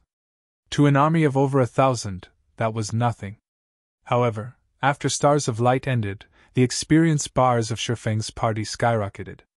If they could repeat this process, they could easily reach level 30 in a few hours. Before anyone could catch a breather, dozens of Wolfman warriors charged into the small path, howling as they brandished their weapons.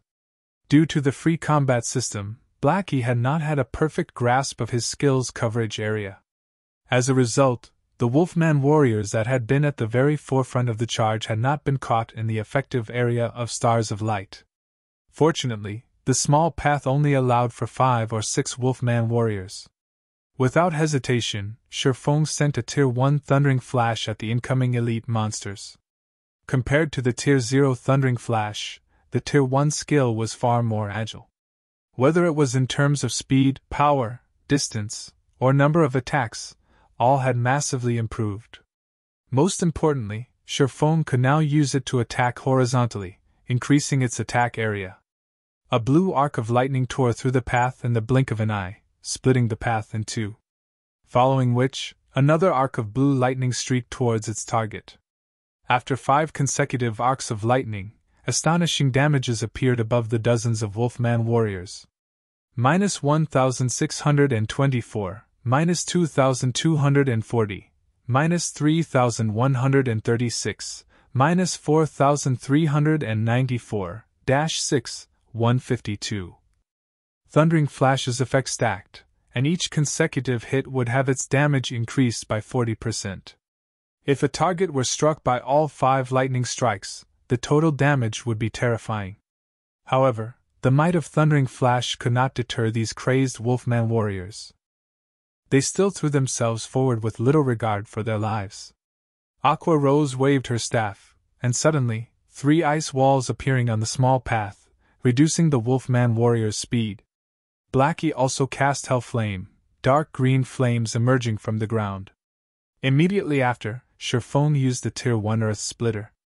Before these Wolfman warriors could reach Shifeng, they all died. With the perfect combination of the 6 and the advantageous terrain, they had only spent a short amount of time finishing off the 1,000+ Wolfman warriors.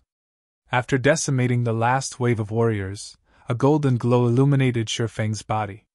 He was finally level 25. Chapter 436 Combat Power Soars. Chapter 436 Combat Power Soars. Guild Leader, you're finally level 25. Blackie sighed with relief when he saw the golden brilliance illuminate Shifeng's body. That's right. Shifeng laughed bitterly. After choosing this Blade Saint class, I'm doomed to level up slowly. Guild Leader, here's the level 25 swordsman fine gold and secret silver equipment we saved for you. Fire Dance said, retrieving a few pieces of equipment from her bag. She had deliberately held on to these items for Shifeng. As for the other level 25 equipment, she had sent them to the guild's warehouse. Shifeng's hidden class was no secret among the core members of Zero Wing. This included Violet Cloud's Astromancer class as well. Originally, everyone had envied and admired hidden classes, searching desperately for a legacy that would give them the chance to obtain a hidden class. However, they could now see both Shifeng's and Violet Cloud's leveling speed for themselves. Their progression could only be described with one word: slow. Some of the team members who were originally a lower level than Shifeng and Violet Cloud had even surpassed the two over these past few days in White Fog Canyon. More importantly, their levels were currently in the 20s. When they reached the 30s, 50s, or even 100s, the two's leveling speed would most likely slow to a crawl.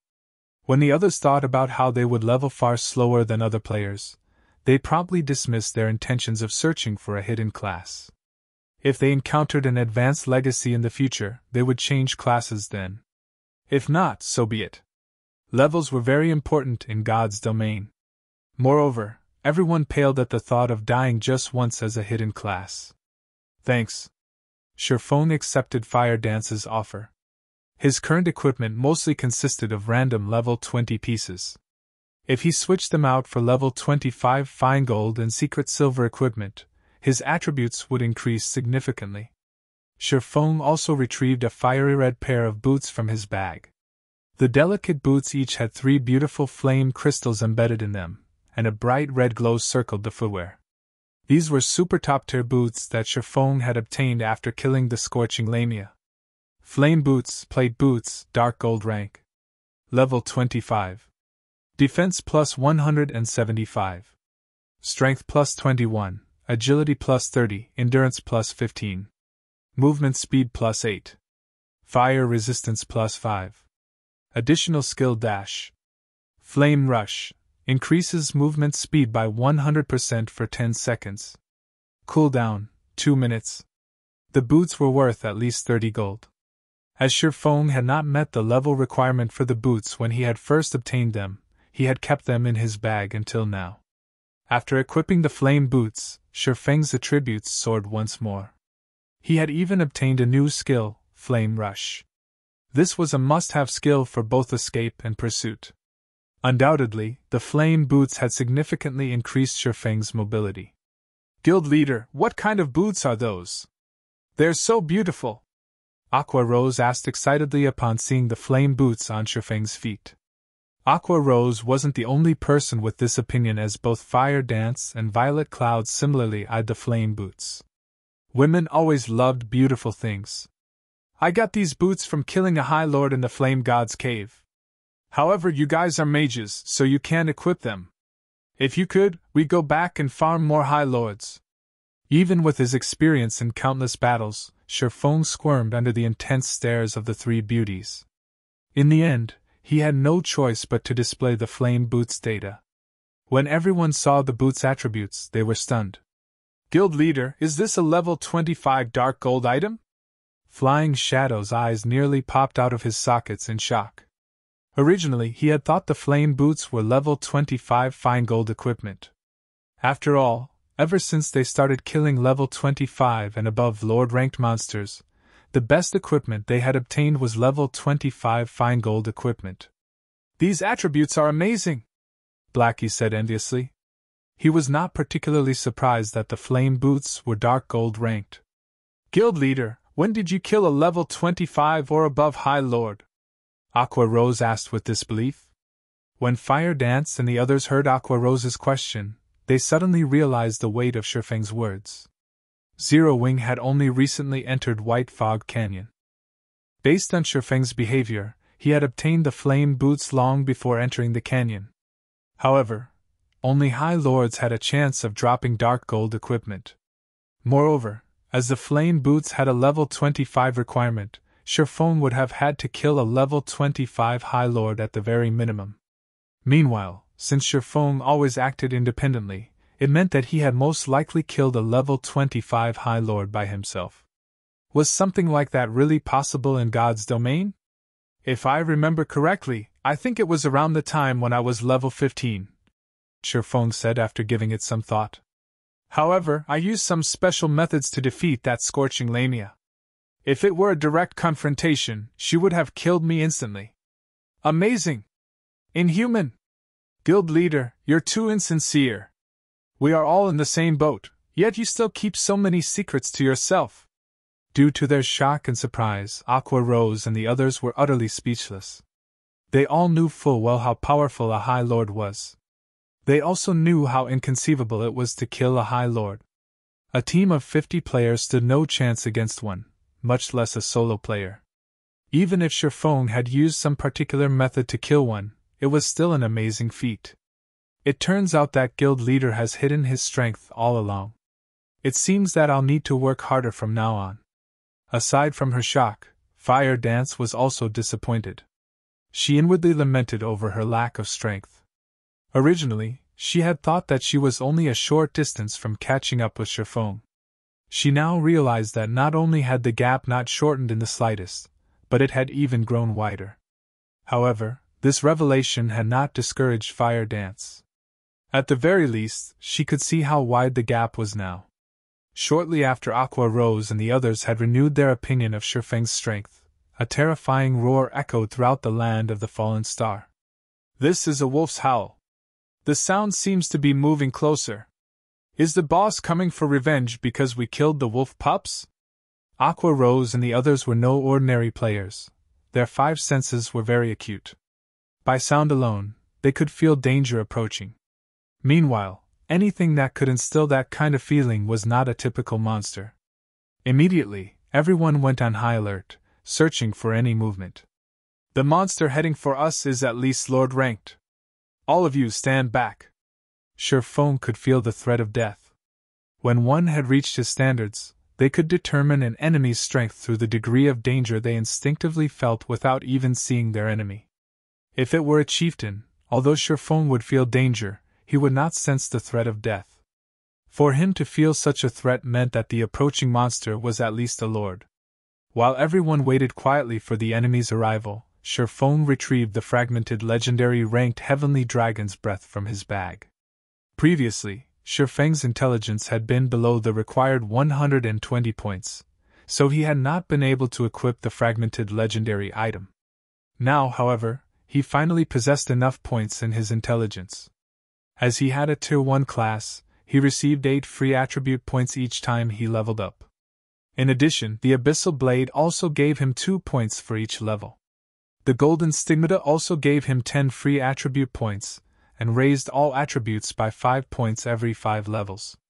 When Chiffon reached level 25, he had received a total of 20 free attribute points.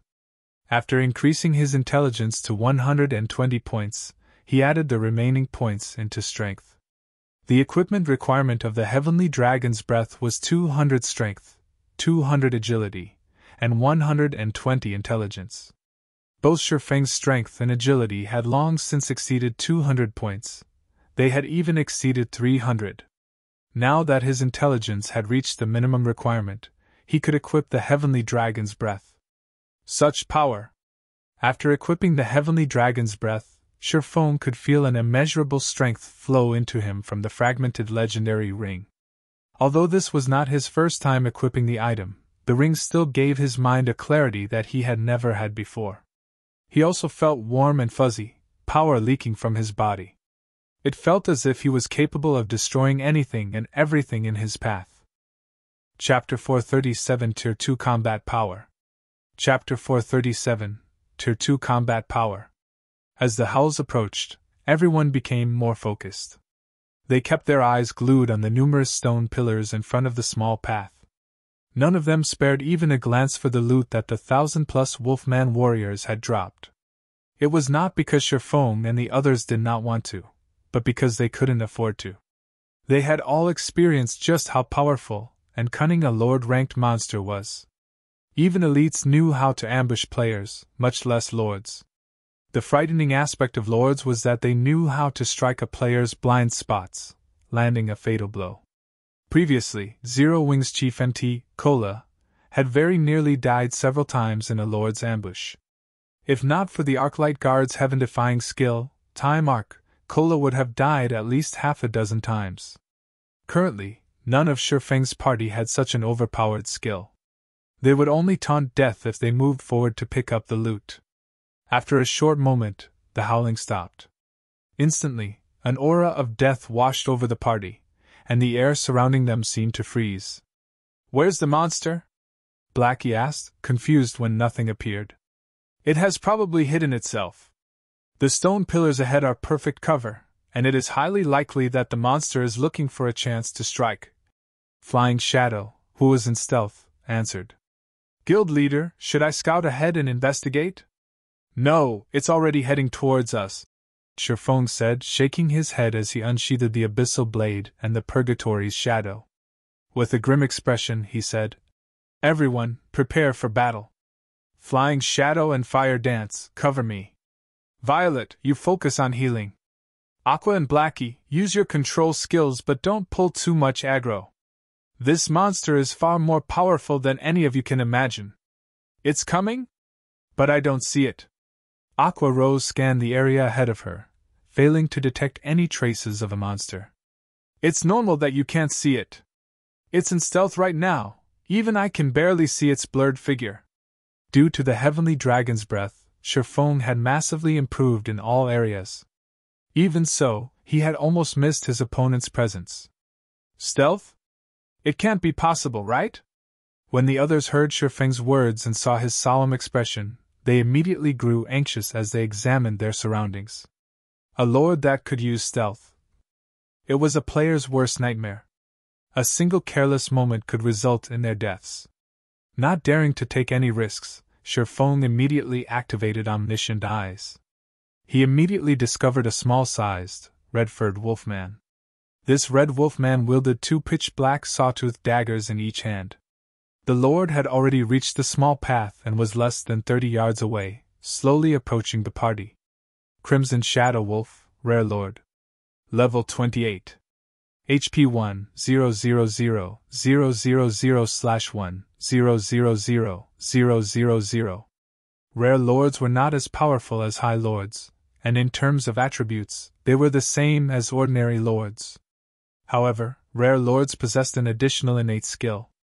It was just like how a player with a hidden class possessed legacy skills unique to their class. Hence, Rare Lords were significantly more powerful than ordinary Lords, and to certain players, that difference might even be fatal. If Shifeng had a team of 500 players, he could kill the Crimson Shadow Wolf with absolute certainty. However, not only did his party only consist of 6 players, but they also did not have an MT. Facing this rare lord would prove quite difficult. When Shifeng saw the Red Wolfman's information, distress filled his heart. Fortunately, after equipping the Heavenly Dragon's Breath, his mind could remain extraordinarily calm. His attributes had also significantly increased. Strength increased by 40%. Agility increased by 40%. Intelligence increased by 30%. Endurance increased by 50%. Movement speed increased by 20%. Attack speed increased by 30%. The improvement that the fragmented legendary item had provided to his attributes was much higher than the growth he had received when he became a Tier 1 Blade Saint. Furthermore, he also had 3 new skills: Dragon's Authority, Dragon's Breath, and Heavenly Dragon's Power. With these new skills, he could easily contend with a lord of the same level. If Shifeng had not equipped the Heavenly Dragon's Breath, he would most likely have given a single command: escape. In God's domain, a Tier 1 class could compete with a special elite, whereas a Tier 2 class was on the same level as a lord. This was why Shifeng could not face a lord in direct combat. However, now that he had the Heavenly Dragon's Breath, although it was not as impressive as a legendary item, it could still allow a player to transcend tiers, granting Shifeng the combat power of a Tier 2 player. It was the equivalent of crossing the threshold to a Tier 2 class. Right now, Shifeng's attributes approached that of a Tier 2 class. He only lacked Tier 2 skills. Simply put, Shifeng was fully capable of contending with a lord of the same level. He also had the skill, Heavenly Dragon's Power. This skill was even more powerful than the Tier 1 skill, Blade Liberation. Previously, when Shifeng had activated Heavenly Dragon's Power, he had been able to suppress the final boss in the demon's castle. When Shifeng activated Omniscient Eyes, the Crimson Shadow Wolf knew that it had been discovered. It dashed towards Shifeng with astonishing speed. Before Shifeng could react, the Crimson Shadow Wolf had closed the distance by more than 20 yards and stood before him. Without hesitation, it slashed its sawtooth daggers towards Shifeng's neck. Startled, Shifeng hurriedly activated Defensive Blade. The 2 sawtooth daggers froze just before they struck him, unable to proceed by even an inch. So fast. Shifeng was shocked. If anyone else stood in his place right now, they would have been a dead man. Shifeng had activated Defensive Blade the instant he discovered the Crimson Shadow Wolf, yet he had nearly been decapitated. Not only could decapitate silence players, but it could also inflict a massive bleeding dot and significant damage. If players were silenced, they would only be able to defend themselves by relying on their basic attributes. However, not even an MT of the same level could fend off a Lord for more 10 seconds. Realizing that its first attack had been unsuccessful, the Crimson Shadow Wolf spun backward and vanished right before Shifeng's eyes. In an instant, it appeared behind Shifeng and used backstab. Fortunately, Defensive Blade deflected that attack as well. Standing in the back, Aqua rose and the others were stupefied by this scene. They had only seen the Crimson Shadow Wolf when it first launched its attack. Then, in the blink of an eye, it had appeared behind Shifeng and launched another attack. However, the rare lord was far from done. Within 1 second, it had launched no less than 6 attacks. Just as Defensive Blade was about to run out, the Crimson Shadow Wolf sent a flying knee kick towards Shifeng's abdomen. A flying knee kick could easily break an enemy's combat stance and send them flying through the air, making it difficult for them to dodge or attack. Just before the Crimson Shadow Wolf's flying knee kick struck Shifeng, the rare lord revealed a human-like sneer.